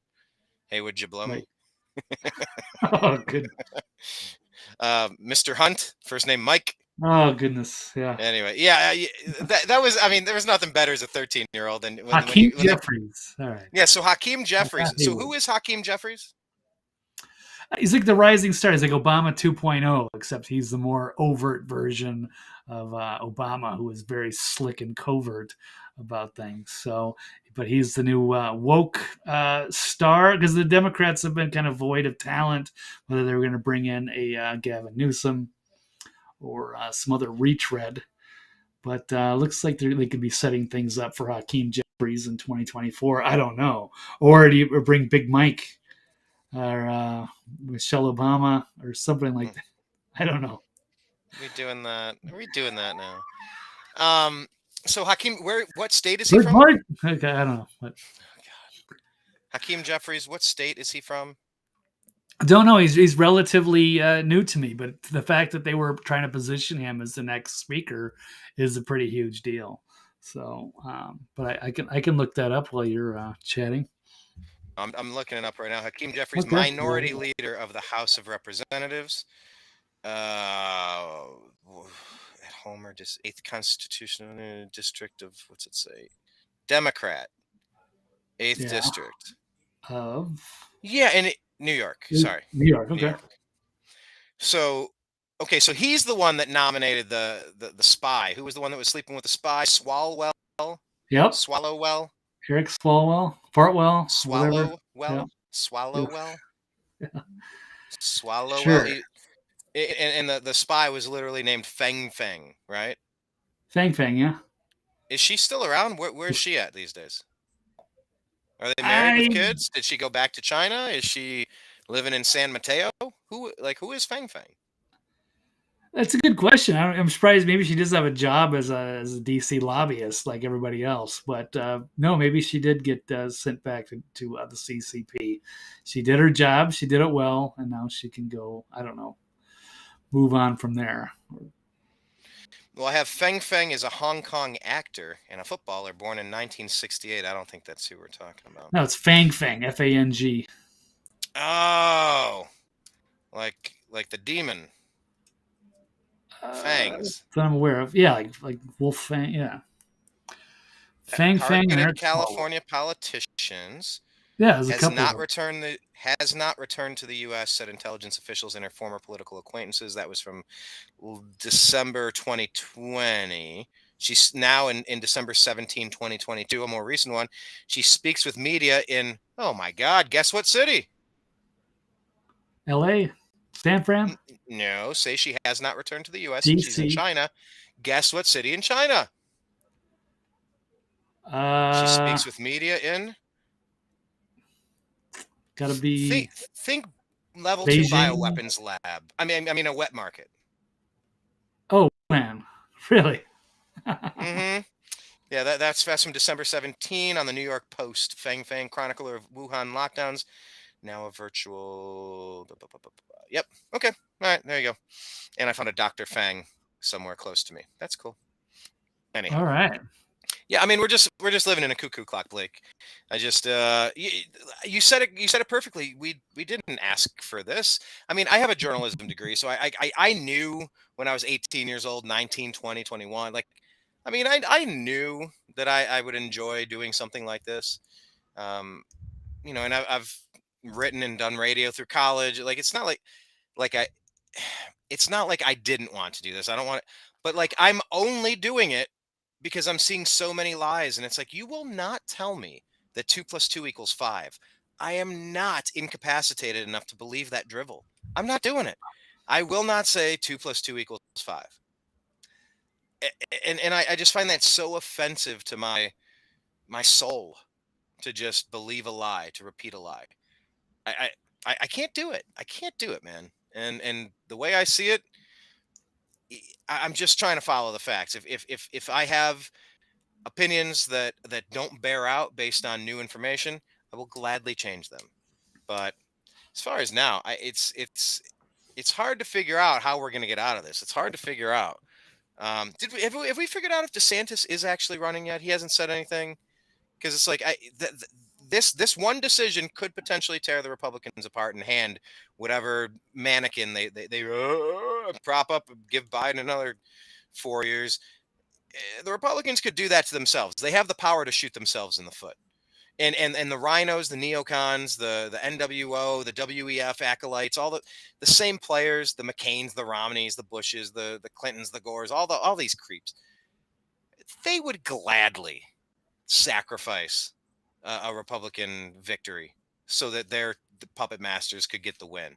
Like they're not playing for America. They don't like this country. They don't root for this country. They don't prioritize this country. They're bought and paid for. They're corrupted. They're blackmailed, and they're paid for. So like to give an election away, of course they want to do that because the only one getting in the way of the agenda would be that one guy on the right. I think that one guy could also be Ron. It seems to be perfectly capable theoretically, but Ron will have his time. Let Ron get his time after the next, he'll have his time. So have we gotten any update on that, or just still nothing new, just kind of slow playing it? I'm assuming he's running. I don't know anything to the contrary, but I don't know if he's actually officially thrown his hat in the ring. But it does seem like they are setting that up, and they've got to have some kind of an alternative to primary to run against Trump to give him a little bit of a challenge. But Ron DeSantis is a big player, so and I'm seeing a lot of the. It is definitely dividing the Republican Party in that sense. And I'm seeing like say Roger Stone or whatever talking trash on Twitter about DeSantis. Seems like the infighting has already begun. So I can just assume that he is there, and it's going to be a very interesting primary in 2024. Because I don't think Trump is going to be unopposed, and a lot of people might be looking for an alternative. So, it's going to be like the Daily Wire. Except the Daily Wire is probably going to be very DeSantis, I would think. Of course. Yeah. I think, of course. Is there any Matt Walsh? Is there anybody over there that's still I don't know. I feel like Ben wants you. I feel like there might be some sort of purity test over there. I just have a hunch. It seems a little culty. I don't. And I'll be fair. I like Michael Knowles. I like Ben Shapiro. I like Dave Rubin. Rubin, sure. Walsh. Matt Walsh. Jordan Peterson. Jordan's teamed up with him too. Yeah, I mean they're winning. They're doing a lot of good things.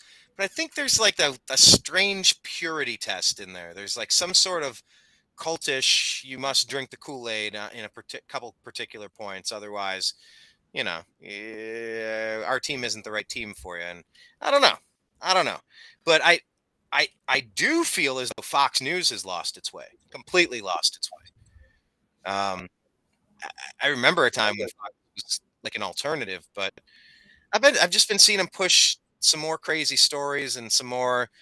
It's like they're pushing the left's narrative for them. And I'm just wondering when did that all happen? Like, is Fox completely done as a counter to the deep state, controlled CIA manipulative? I think they've gotten better to some extent. They chased Lou Dobbs out. I didn't like that, but I do. There's there's some good programming. I think Jesse Waters does a good job. I think the Five do all right. I think the Gutfeld show is great. I think Yeah, Tucker definitely. Carlson is absolutely the best journalist in the country right now. Wow, So the I don't think they're best. that bad. Okay. For like a major cable show, yeah, I'm blown away by how good Tucker has become. He is great. He is at the top of his game. I like what they do. Now there are some more conservative hosts that I don't care too much about, but I think they're way better than they used to be. They used to be just horrible. Got better. And then yeah, Paul. There's some there's some dirty players in there. It's Paul not Ryan. perfect. It's Ugh. got problems. But compared to, I mean, it used to be so ultra conservative, where they had to like really sanitize red eye and put it on at like 3 in the morning, and they couldn't do anything. It was just O'Reilly and Hannity and the Brett Baer. It was just too much. And I think it's much better now. Do you But do you final question, because I know yeah, we're about to wrap this up here. about I an hour and think a half, yeah. I moving, what is it? It's January 2023. Elections are less than 2 years away now, November 2024. Um, to what degree do you expect like Operation Warp Speed to harm President Trump? He's been taking some criticism, and maybe some fair criticism, for continuing to say he's responsible for saving hundreds of millions of lives. And it gets into a dicey situation when you're talking Demar Hamlin, the elephant in the room. You're not allowed to talk about it. Now, I've loved that Twitter has changed. My God, that Twitter timeline was terrifying, because I don't, like I said, I don't spend a ton of time on Twitter. It's like the least useful social media tool in the arsenal for me. Twitter, really? I just don't like. It's clunky. I don't like the reply mechanism. I don't like how you I just don't love it. I don't love the interface. I All love right. Facebook and how you can quickly share, and how you can just toss things into groups, and you spur the conversations, and they go down their own threads. I don't know. Twitter is but it's so much better now. But it was kind of terrifying looking at now that the deep state isn't in charge of pushing their lies, for monetary gain and political power. The open conversation about these topics was blowing my mind. I was so happy. It reminded me of the early days of the internet. It reminded me of when YouTube used to be good. It reminded me before Facebook became full tyrants, who still have deleted the New American Media page and haven't told me why, haven't given me a chance to remedy any alleged issue. No. Yeah, but at one point they did require that I send them proof that I'm me. So now they have my driver's license and address on file, you fucking creeps. But I digress. It's interesting to see what an open dialogue looks like, because I haven't seen an open dialogue in 2, 3 years, 4 years, 5 years.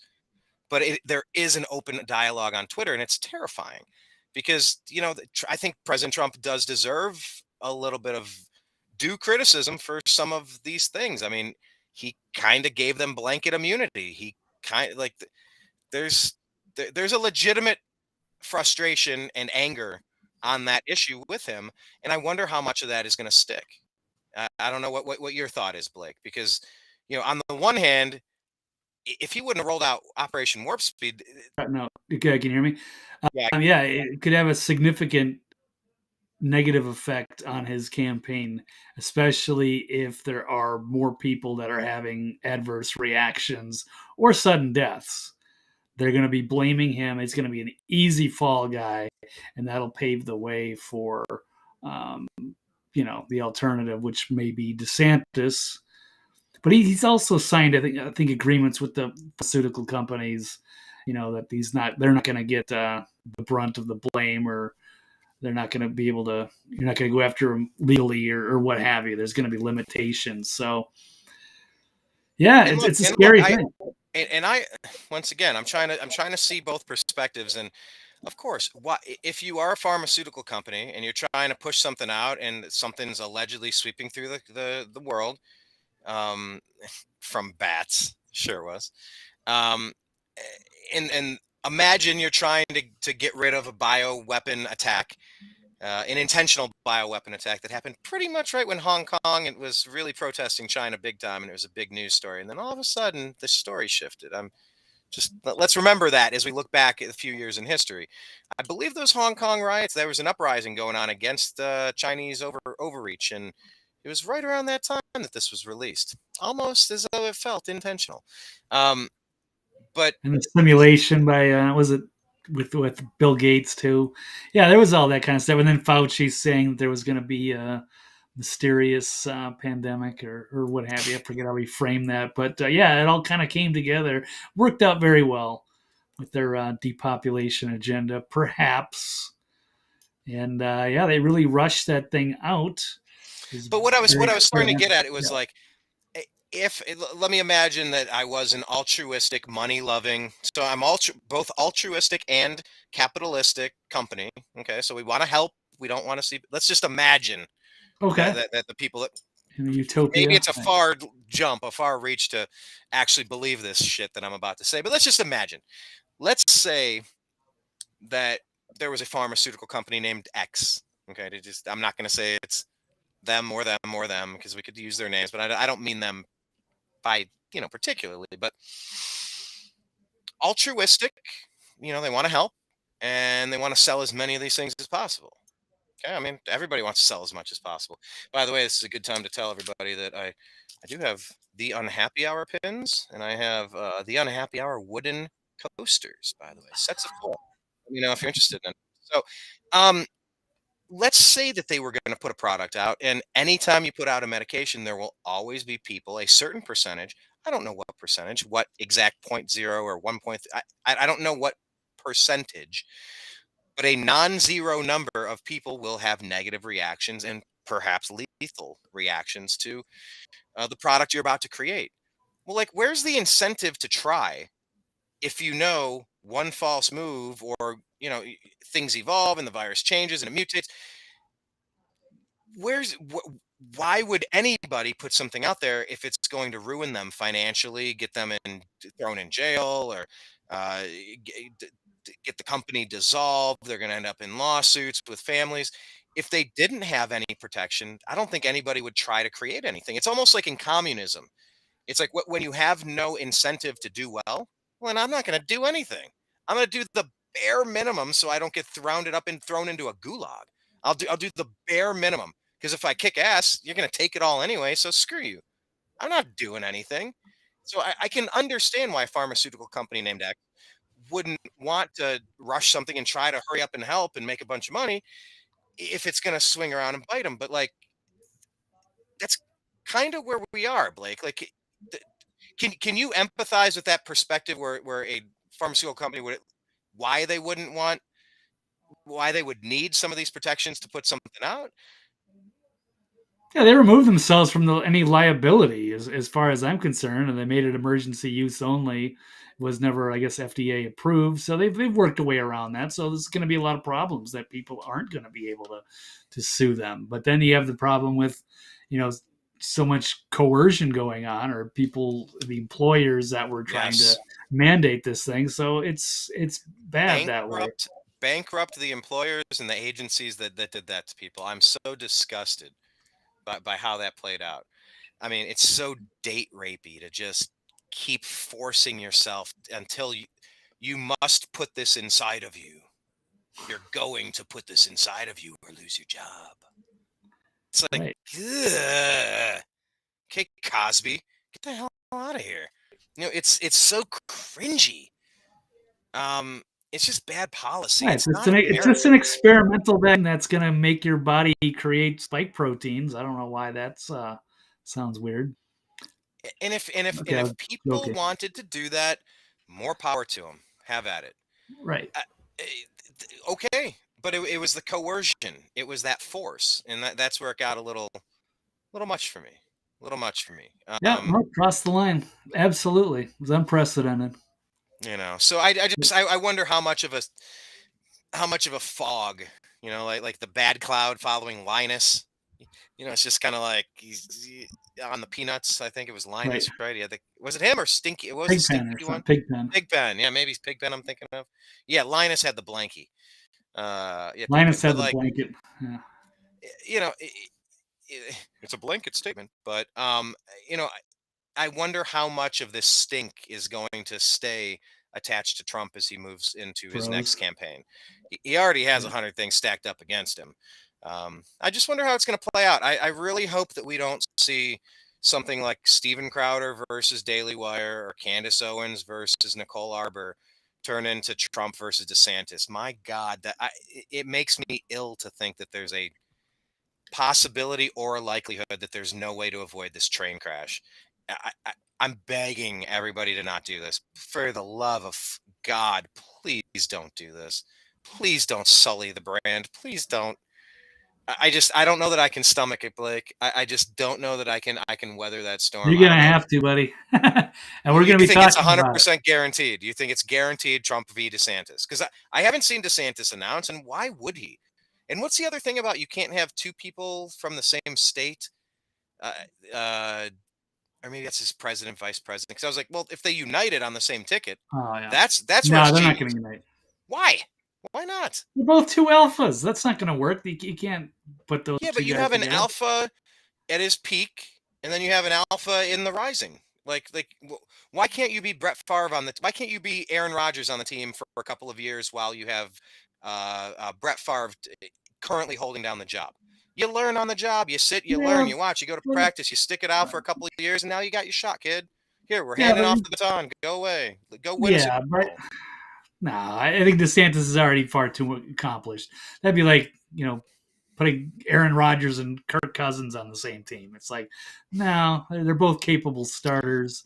There's Oh, no reason to have a protege learning under the other more knowledgeable I, guy. I I think I he's wouldn't already call paid being his time. elevated. I If you're wouldn't the call being. governor of Florida and you've been a very aggressive person and you know how to deal with the media, you know how to And now you're vice get president of the things United done. You're not States. going to want to be second fiddle to Trump. There's no way. That would not work. It would cause chaos, especially for the hires, for the people in the White House, the staffers. Absolute chaos. They're not going to be able to work like that. And He's they've already he's been going one after each other. There's no way that's going to bend. he's 1/50th of the governors in the country. I guess now we're let's pause right. on Puerto Rico and that other stuff. But like he's one of 50 governors. There's only one vice president holding the tie-breaking vote in the Senate. Like that's a promotion. That's not a demotion. It's not like you're sending him to Ron, I'd like you to run the school district over here in Jacksonville. Well, okay, that's a step down. That's ridiculous. I'm thinking about opening up a chain of Popeyes restaurants. I'm thinking maybe I should set you up with about 4 of them. Okay, that's a demotion. That's ridiculous. But to be elevated to vice president, that's not a step down. That's not like, hey pal, reach down, bend your ankles. You're gonna go through this here, and you're not gonna like it. But on the other side, we've all gone through this initiation of our like. It's not an embarrassment to be vice president of the United. There's only one of I those. know, but he's the governor of a major state. Why would he want to? I don't know, to unite the party, to He's bring the all king of of the Florida, reluctant basically, anti-Trump, to bring and he wants to all of give the. that up to be not going to I don't. happen. I It's don't not think going to he would happen. give it Not up going to in happen. general. DeSantis, you can't have two alphas like sharing the Yes, same space. They're going to I. kill each other. Well, No. here's where we are going to agree to disagree, and maybe you're Okay. right. Yeah. All right. Maybe you're right. Maybe you're right. I just in my mind he might.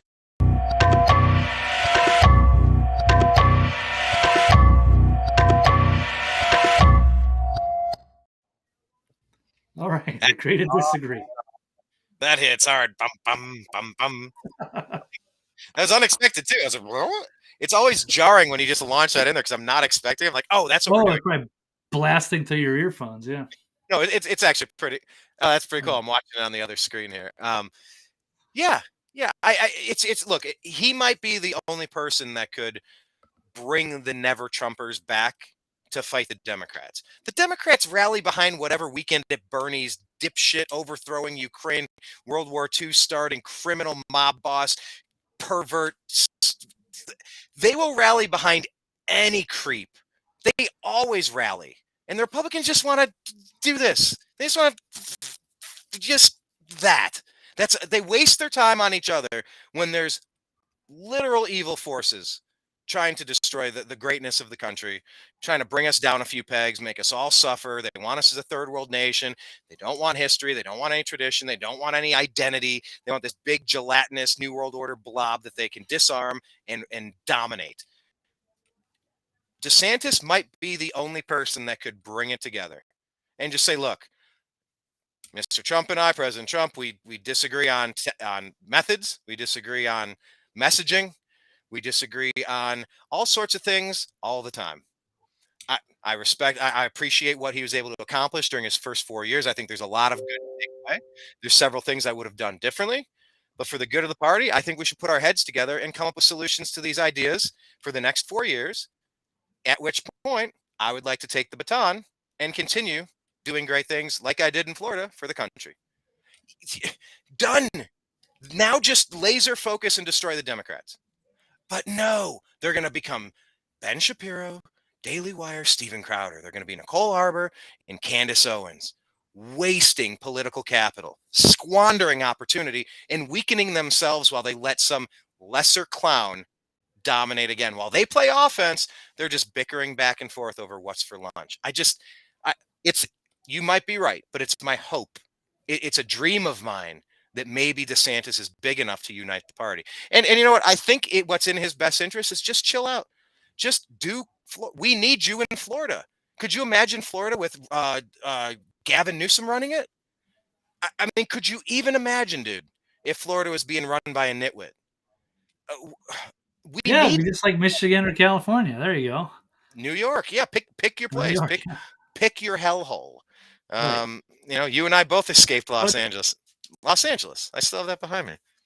I'll change that at some point. But yeah, I don't know, Blake. It's just my hope. We can agree to disagree on the point. And yeah, you're probably right. Maybe that's unlikely, but it's my hope.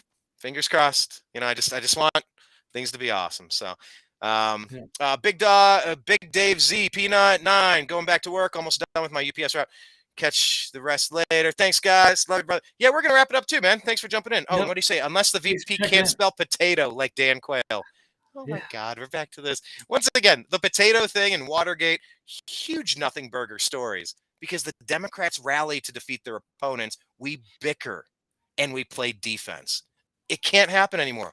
Offense, hardcore offense. Got to unite somewhere. Agree to disagree with idiots and just move along. Stay focused. We led on the Daily Wire, Steven Crowder, and we're not talking about the documents and the fact that Biden might be getting jettisoned by his corrupt party and we're round 2 up. We led with the glitzy TMZ story. We need to focus. The country needs to focus. We're running out of time, man. Did you see the doomsday clock? That got set back today. It's the closest to midnight it's ever been. No. In part, but not completely, because of the Ukraine-Russia war. Okay, of course. So the doomsday clock was just set back. They unveiled it today. You'll see it. It's floating around. Pushing goalposts back, right? Yeah, good stuff. Yeah. So, all right, Blake, tell people where they can find. Oh, but before that, any final words to wrap up the show? Any final thoughts on? We talked about a lot of things. Yeah, I guess the only thing I don't think we didn't really touch up on was probably Diamond and Silk or the there's another there's a fashion model that died at 27, and we also didn't touch on the Scott Adams. Do you feel like a winner if you've we have to do Scott Adams because we put it in the title and that's a good one. How about lightning round? Okay. What model? Tell me that story. What model went down? And by the way, it's not like models don't starve themselves and use cocaine and have plenty of reason to drop dead anyway. But what is the story? Who is the model? What's the? All right, let's take a quick look here. American fashion model Jeremy Ruhlman, dead at 27. There he is. Yeah, they do have issues, but he also was taking the vax. He took the jab. So there he is, died suddenly, 27 years old. Yeah, it could be drugs, it could be something else. But there seems to be a pattern here, and it was jabbed. So I am going to go on a limb and say that that's probably what happened. Diamond and Silk, they're... before you get to Diamond and Silk, I'll add there, I have no idea what's going on with this just guy. Say agree or disagree. Do you think that he died suddenly because of the jab? You have to make an assertion. Anything else? It can't be. Do Right, you? but It's either. So what's the statement? yeah, do you think he had an issue with the jab, or was it anything else? Well, It I could need be something I can agree or drugs, disagree car with. accident, could be whatever No, you want. I But do would. you I would. think he died as a result of taking the jab that you saw in the picture? Do you think that was the Okay. cause, the primary I will. reason? Okay. I will say no because Okay. I have no effing Right. idea what's going Yeah. on in his medical background. But okay, they demanded to know your vaccination status for 3 years. Well, everybody that dies now under the age of 40, we demand to know their vaccination status. Okay, it's a fair game. That's all. We're Well, allowed to ask the question, and we're allowed to pile up a list and go, okay, well, let's discuss, let's debate. Now, Diamond and Silk, that was another one too. yeah, because she's been under fire, of course, because she did mention that she alluded to the possibility that it was the jab without directly saying it, but also in front of Trump at Yeah. the funeral. So that was here we go. And she's saying to the media, instead of emailing me about my sister's death, why don't you use your investigative journalism skills to investigate why Americans are falling dead suddenly? Here's some tips. Start with Fauci, gain of function, spike protein, and the Wuhan lab, as we mentioned earlier. Yeah, that was a So, that was a tough one. How young was she? 51 or 50? I mean, a little Yeah, older, but something like that. that's still young. I mean, that's Yeah, that's a tough one. That duo, that tandem, that was a that was a yeah, force of to be reckoned course. with. That was a nice compliment to all of the other happy warriors out there, just kind of discussing libertarian, conservative, Republican values. I don't know what you call it, but like something that's not crazy woke. I'll take anybody who's not crazy woke. I we could agree on 7 out of 10 things, 5 out of 10. Like, I'll agree with anybody if they got the right opinion on the Second Amendment or the First Amendment or the 10th Amendment, or go down the list here. Yeah, that was a bad loss. Um, yeah, that sucks. Were they were actual sisters? Yeah, I Okay, guess I so. didn't. Yeah. I knew they were tight. I just didn't know. I thought they were good friends. Yeah, me Okay, too. so But all maybe right, maybe so she's just saying sister, like, or ah, like I'd be like, hey brother, what's up? yeah, I don't know if they. Yeah, I don't know what they are, but biological, not sure either. yeah, too bad. Prayers go out to their family, and yeah, I mean, we got to demand answers too. If people volunteer for something and they know Trump pushed that legislation as well. It's like the right to try. I think that was called right to try. And it was if you have a chronic illness or you have something that could be lethal or fatal, you should have the right to try experimental drugs that have not passed the multi-year stringent process. Essentially, Trump did what he did with warp speed. It's like, all right, well, if you want to try it, try it. And to be fair, Trump didn't demand everybody take this thing that he fast tracked. He just made it available. Like, I think he firmly believed, like, all right, if it's out there, give it a try. Like, if you want to. And so that legislation passed to give terminally ill people a chance to throw a Hail Mary. You got one last chance. Like, what else? Nothing else is working. Give it a try. Um. So yeah, I don't know.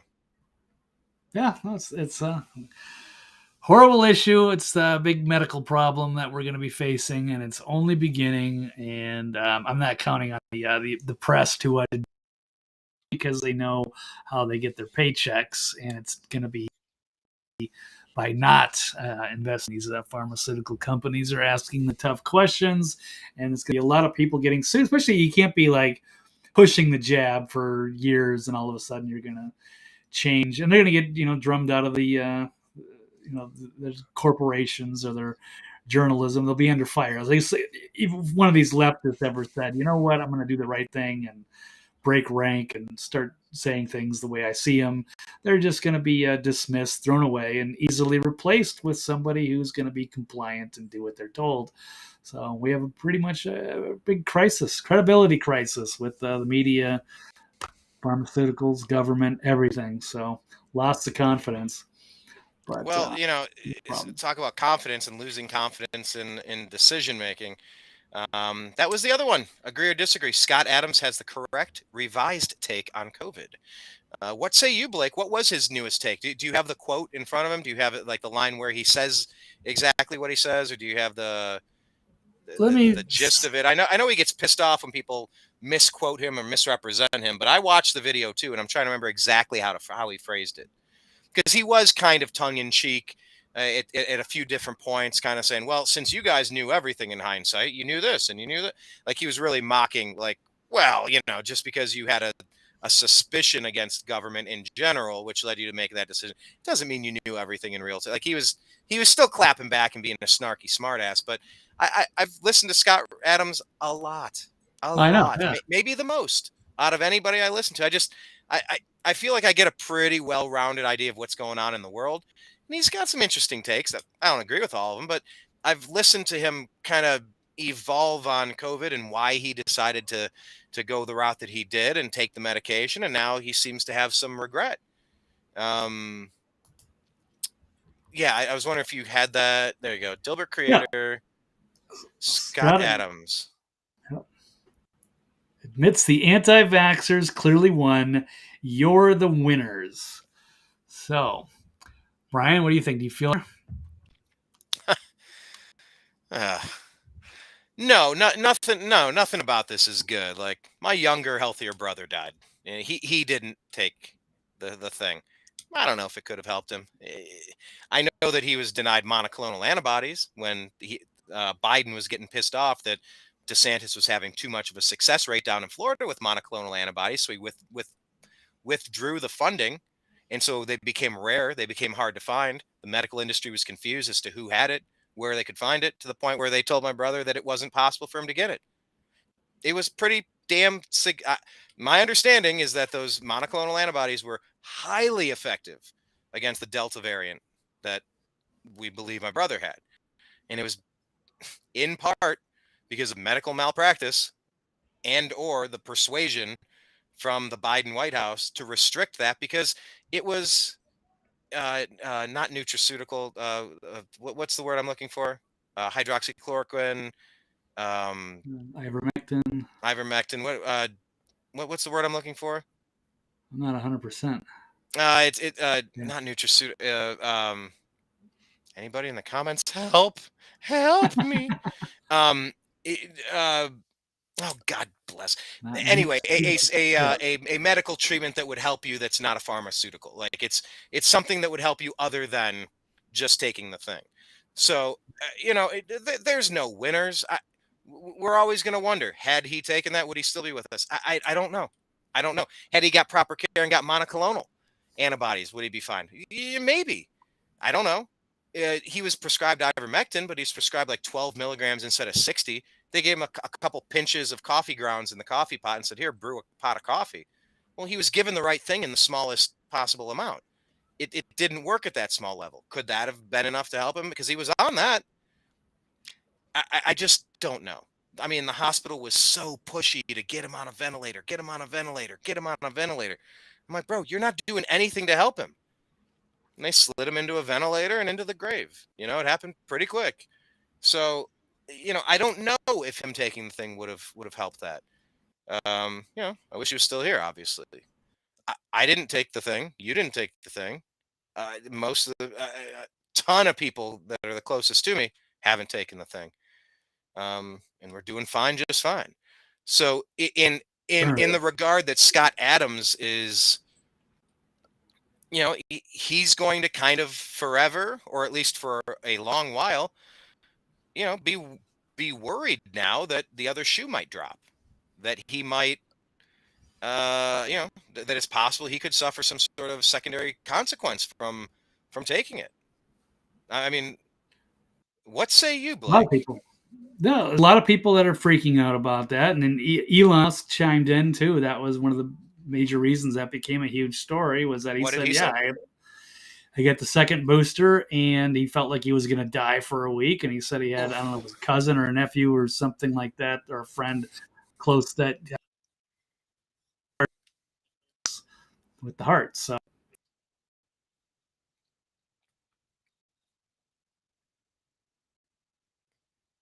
let's pause in here for a minute.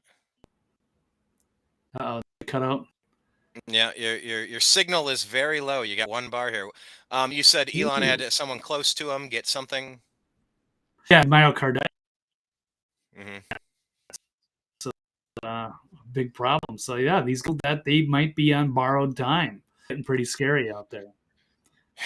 Yeah. Suddenly, there's nothing you can do about that. And if you got blood clots, you might not be able to feel. You might not notice, and there might not be anything they can do to at this point either. Hopefully, people can try to detox if they can. Otherwise, it's the reverse lottery, and you never know when your number's up. And Scott Adams, it's scary because I'm like, I don't feel like a winner. It's just this is going to be, we're all losers here. Thankfully, we didn't all get forced to take one or get shoved into a COVID camp or something like that, like they would have wanted to do. They wanted to, and that's where I'm going to defend Trump forever. And I think Trump is worthy of defense. Imperfect human, of course, but I think we would have been under perpetual lockdown forever without something to offer as penance to the woke gods of, here's the thing. All right, well, touche. Check and mate. Yeah. Now we can go back to it, and then you could see the difference in the states. You could see, well, Florida's not dropping over. Why are we doing what we're doing? Why are we closing our companies? Why are we firing our people? Why are we shutting everything down? The obesity, the alcoholism, the domestic violence, the suicides, the depression, like what they did was so vile. What else could Trump have done to play a trump card on that situation? Offer an opportunity, but to the people that lied about it and tried to, I wouldn't feel the same if they were just lying about the efficacy, if they weren't trying to at the same time, simultaneously, compel us to participate in it. It's like Dave Chappelle said about the transgender issue. To paraphrase, he said something, okay, well, let people be who they're going to be, but to what degree are you saying I must participate in your reality? Like, it's not up to me to play you do you. You can't compel me to say anything or believe anything that you do. That's not how this works. To what degree must I do what you're telling me to do? That's why Jordan Peterson drew such a line in the sand. He's like, I will not listen to you telling me what I may and may not say. I'm not doing it. I will not have you put words in my mouth. I'm not. And it's just kind of on general principle. So I don't know, man. It's complicated. Did Scott Adams give any other like what that Gateway Pundit article? I know you popped it off. I don't know if you still have access to it. Does it offer any other clarifying quotations in there? Is there anything else like when he elaborates on it? Because that's a nice catchy headline, but I know there's many points that he made. I'm trying to remember if there's any off the top of, for context. No, it would be the way he wrote it. Completely. I don't know if you're gonna be able to hear that. Let's not go there. I just wanted to kind of sum it up, the kind of the lightning round aspect of it. But yeah, he went on a rant. I'm sure maybe you've seen it on Twitter because you do follow him. But that was kind of the gist of it. It's like, hey, you guys, congrats! You're the winners. You held out. You stood strong, and there's a lot of problems from that. I don't think there's anything to say. I don't see people defending it. I don't see people trying to push the jabs so much anymore. I don't see the leftists saying much, at least not anyone that's credible. So, yeah, it's problematic. How many credible leftists can you count on your fingers? Not very many. So it's the people that are bought and paid for on Twitter, that they're influencers or they work for some outlet. To them usually don't look like real people. They look like sock puppets or something. So I don't see a lot. In artificial intelligence look created. Like, this looks like a intelligent person. Well, yeah. Yeah, like a computer generated. There's a lot of Steven Crowder fans that aren't helping themselves either, that don't come off as the best, brightest. So it's all sides, It is all sides. All right, well, cool. I'd say this is another successful attempt. This is a good run through. Right. Okay, cool. And then we'll figure it out as we go. Thanks for everybody for being here. It's another test show. This is getting better. And at some point soon, hopefully by February, we'll get things figured out at a very specific schedule. Or maybe Tuesday, Thursday, still trying to work out the time or whether we're going to do an hour or 2 hour show. I guess we'll just kind of play it and see what happens with it. But yeah, thanks for everyone for your support. Blake, tell people where they should find you, where they should follow you. Well, probably Twitter's the best. TV's Blake Wally, and I'll generally be chiming there. You can check the website, but I haven't really been doing a whole lot on there the last couple of months. And of course, I can't trust YouTube or anything specifically too much. So I would just say Twitter, you're always going to find me unless they suspend me. TV's Blake Wally. What was the website? Give us the website that you haven't updated. But the Next Level News. There you go. The Next Level News. But so that'll be something you and I we'll put on our to-do list. We'll have to update our sites. I have not been super active on the newamericanmedia.com. Yours has been like years. Yeah. You'll get there. Right. Yeah. I mean, it's all right. Hey, we got to get into a groove. It's hard to just do it part-time once in a while. You got to kind of be grinding every day to kind of get into that routine again, which will come. So no worries. But we're getting the ball rolling 2023, and we expect to be, a fine-tuned machine by the end of the year and going into the epic 2024 election year. How about fine-tuned by the end of this sentence? But check out the newamericanmedia.com. It is the homepage, at American_media_ on Twitter. My personal Twitter is at Twist of Nothing. I don't know. I post more interesting and funny things there, not political stuff per se, more humor and music and stuff, but probably some sports too. But follow us there on Facebook. Facebook deleted our company page without cause, without opportunity to challenge, appeal the decision. Just deleted our page after we tweeted a Simpsons Kamala Harris meme about the Democratic Party through Instagram over to the Facebook page, and it was deleted 2 years ago, a year or two ago, whatever. But yeah, we have a lot of groups on Facebook. TNAM's The Agree to Disagree Show. That is kind of where a lot of the good things happen. Our Telegram group, TNAM Chat, TNAMCHAT. That's a good one. That's where we put the things that are too spicy for the deep state, fake social media, information vacuuming services that they provide us. But probably a good homepage for us as well. Probably one of the more active ones. At least to see our full body of work, you can go to youtube.com/the new American media. I don't know, like 1,300 videos or 1,700 videos, and I don't know, whatever. We got 10 years of content up there, so check it out. Instagram. Yeah, I think we're on Instagram. Yeah, we post like comics. We post funny things, thought-provoking content over there. The New American Media. Instagram's a good one. But we try to put different content on different pages, different platforms. So it's not really just a rehash of the same old thing, just kind of a reason to follow in different places. So, we're doing the New American Media because the old American media failed us. Blake would not have gotten into journalism if he was receiving accurate information. Hell no. He was just receiving all sorts of propaganda and lies, dangerous lies. And if they were harmless lies, what do I care? What do I care what you say to your wife in the background if you're running around on her in the background? I don't think it's a good idea, but that doesn't impact my life.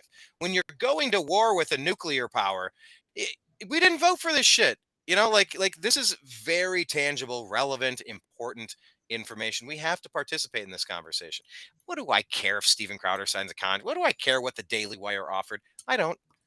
I care about a nuclear conflict. I care about the World Economic Forum and a bunch of globalist creeps trying to dominate in every single way. That's the other one that's coming soon, is the cyber attack. So like there was the there was the proposed pandemic. Like, what if? Let's just say, what if there was a thing that was released? Well, let's talk about that for a little bit. So let's just say there's a cyber attack.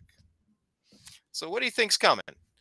So I'm very keyed up on trying to hope and explain what's going on so people can prepare, so people can get in a little bit better position.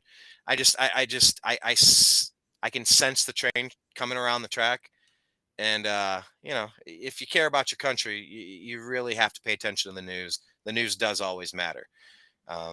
So, yeah, that's the mission statement of the New American Media. And that's my task when I went to journalism school. That's what we talked about, telling the story and telling it accurately. And I really despise being lied to. I really dislike being lied to. So that's why we chase the truth down the rabbit holes, and it gets weird down there. Weird. And I don't claim to know everything, and I don't claim that every accusation is a fact. But my general sense of sniffing out bullshit has been pretty good over the past decade, pretty much my whole life. Not perfect, but you know, I when something doesn't add up, it kind of doesn't add up for a reason. So yeah, follow the new American media because we're trying to do the job that the old American media simply refuses to do. So thank you very much for participating in this, our second show. What would you call this? Our second rebooted Agree to Disagree show. Now, how do we take this and turn it into a podcast, Blake? How do you grab the audio and put it up on Spotify or something as a podcast, or an Apple iTunes account as a podcast? How do we grab You the gotta audio? get. I would highly recommend getting the Clip Grab program, and then you can just download the audio. Well, you can download it as video or audio. You just say MP3 or MP4, and then it takes the audio. I usually just do mine on iTunes, but I can do it here too. I've got to get it set up. Yeah, Or not on iTunes. I think that's going to be one of our next big things. We need to launch it as a podcast simultaneously to. Well, I can easily take this show and make a podcast out of it, but we'll. Yeah. I want to do that. So we have a laundry list of things that we want to do to build things out. I was trying to say episode number 2 of the relaunched Agree to Disagree show. Is it Not 3 quite. or I would call it 1? I guess I don't know. 3, 1, 2. I don't know. But yeah, I guess that's a platform that people enjoy. I don't like podcasts. I never listen to them. I listen to them on my phone, and then the phone goes blank. It goes black, and it stops every time I listen to a podcast. That's not a podcast. That's a video stream. You podcast. No. Well, it's a anything in podcast. Anytime I listen to a video stream, I call listen it from a the beginning to the podcast. end. Right. Anytime I'm on YouTube, I press play, I listen to it, it's done. When I'm ever in a podcast form, it plays and then it goes, the screen chops off and it stops after 3 minutes, 3.5 minutes. It's like, And I wouldn't call that a podcast. Even though they might say it's a Joe Rogan podcast, it's on video. It's like a video podcast. No video, just audio. That's me. Like I said, I experience problems that other people don't. I don't know why. Could I cut out again? Yeah, you cut out again, but you're back. Because as soon as the video stops, or but these aren't video. Or you gotta leave the screen on. They're not video. No, it's supposed to be like a radio show. It's like a good yes. That should be the way it's like we're gonna listen to the Rush Limbaugh show, but you weren't gonna be on the radio at 2 to 5 p.m. or whatever. You were gonna listen to it on your own time, and you listen to the recording. So it's basically an audio broadcast. I would call that a podcast. Now, technically, some people could say, "Oh, this is a podcast," if they're watching the replay or whatever. I consider this a live broadcast versus the podcast, which is the recording and it's audio only. Regardless, it doesn't work on my phone. These are just audio versions. No, you don't. You have iTunes. No, you don't have iTunes because you got Google Podcasts or something like that. You should have a Google base because you use an Android, and you can download it on one of those programs. All right, so we're going to work on this. Right. We're going to put our heads together. We're going to try to level up. Or Spotify. You don't use Spotify though. No, it's the same thing. Spotify. I don't watch the videos. There's not music videos. I'm listening to music on my Spotify, or if I'm listening to a podcast, I can listen to it. If I pull up this show on Spotify, it's not going to show the video. It's only going to have the audio. And then it doesn't matter whether the phone's on or off. The screen doesn't have to be on. I don't want the screen to be on because it'll just burn through my battery trying to listen to a show, like in the car or something like that. No, I go to iTunes or whatever, one of those programs, and just listen to it from there. So plus, one of these days, really easy to download. One of these days, we'll say this is our first podcast. Well, this could be it. Yeah. All right. I want to make this show our first podcast. How's that? This is our first podcast. This is the first Agree to Disagree podcast. Yeah. January 24th, 2023. Okay. Okay, fine. All right. Well, let's make it. I think you had me set up an account. You were over here months ago, a year ago. It's been a while. Decade ago. however long Seems ago it like was. I don't even know. But yeah, we set up some account, and maybe we'll just launch that again. But yeah, we'll talk afterward and see if we can put this together. Yeah, what do I have to do to? You said this is episode 1, but the stories are timely. So what do you need from me, Blake, to get it going? What do you need from? Because we set it up before. I don't know. I'm looking through my list here, my yeah, book I'll of tell you the programs to use. You don't have to worry about it now. And yeah, nobody else needs to what was the site though? hear that. What did we set up? This is Anchor.fm. Anchor. Okay. Yeah, I probably have that. Anchor.fm. Clip Grab is the program. You download the show, and then you're still going to have to go through an audio editor or video editor. Doesn't matter. Put the show there. Found it. You I want have to the put in the login and the beginning. You password. need an intro. You need some bumper music. I like bumper music. But down to the technical detail. Okay. But it's not too hard. Once you get a couple of so good times. Okay, cool. Well then, Yeah, yeah, people you can and get I. us on Apple or Google or Podbean, or there's a whole Spotify. There's a whole bunch of places Yeah, where I you just want can to press the download button where it goes podcasts. to everywhere. What's the everywhere button? Well, we're doing it on Restream. We're on 4 channels right now. We'll probably add a Rumble and some other stuff, D Damn right, Live we're adding a Rumble. or Twitch, so we can do multiple streams video wise, and then audio wise it automatically does it for the most part. So once we Okay. get it on Anchor and we get a few shows going, it'll pick up the RSS feeds, and then it'll shoot out to we want it to be on Apple, Google, Spotify, and several others wherever they get them. There's a few other spots, iHeartRadio, yeah, stuff like that. All right. So Good times. you text me, Blake. Tell me what you need from me so that we can make this uploaded as the first podcast. Just tell me what you need from me, and I will participate. All right, we'll do that off the air. Right. Okay. All right. Well, are you sure you don't want people? No, that'll only be Do for our people want to know, Patreon or they want to start a subscribers. podcast? Maybe we're doing a podcast about how to set up a podcast, and then I can run them through that. Once again, we're back to Inception, the dream within the dream, right?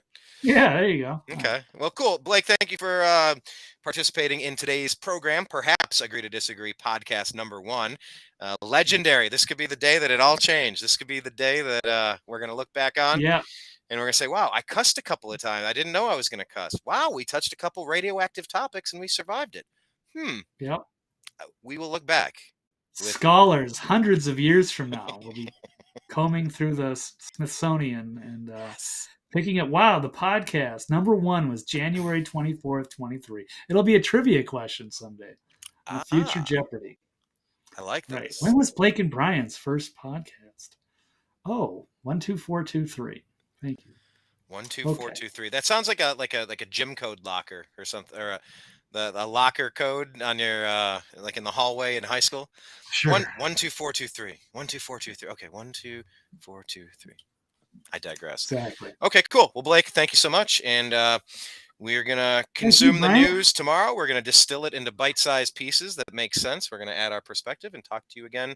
When are we doing this again? You said Thursday. We want to do this Thursday. I think Tuesday, Thursday. I'd like to kind of keep that schedule, and we're not really sure about the exact time. I kind of prefer to do 3 p.m. Eastern, but that's not always going to work. But we'll see. We'll going forward, but we'll definitely try to knock out a show Tuesdays and Thursdays, and we'll see how that goes. Heck and yeah. we'll be totally changed by my next year. Who knows? Maybe Daily Wire will give us a big contract, and we'll be in the studio doing 5 days a week.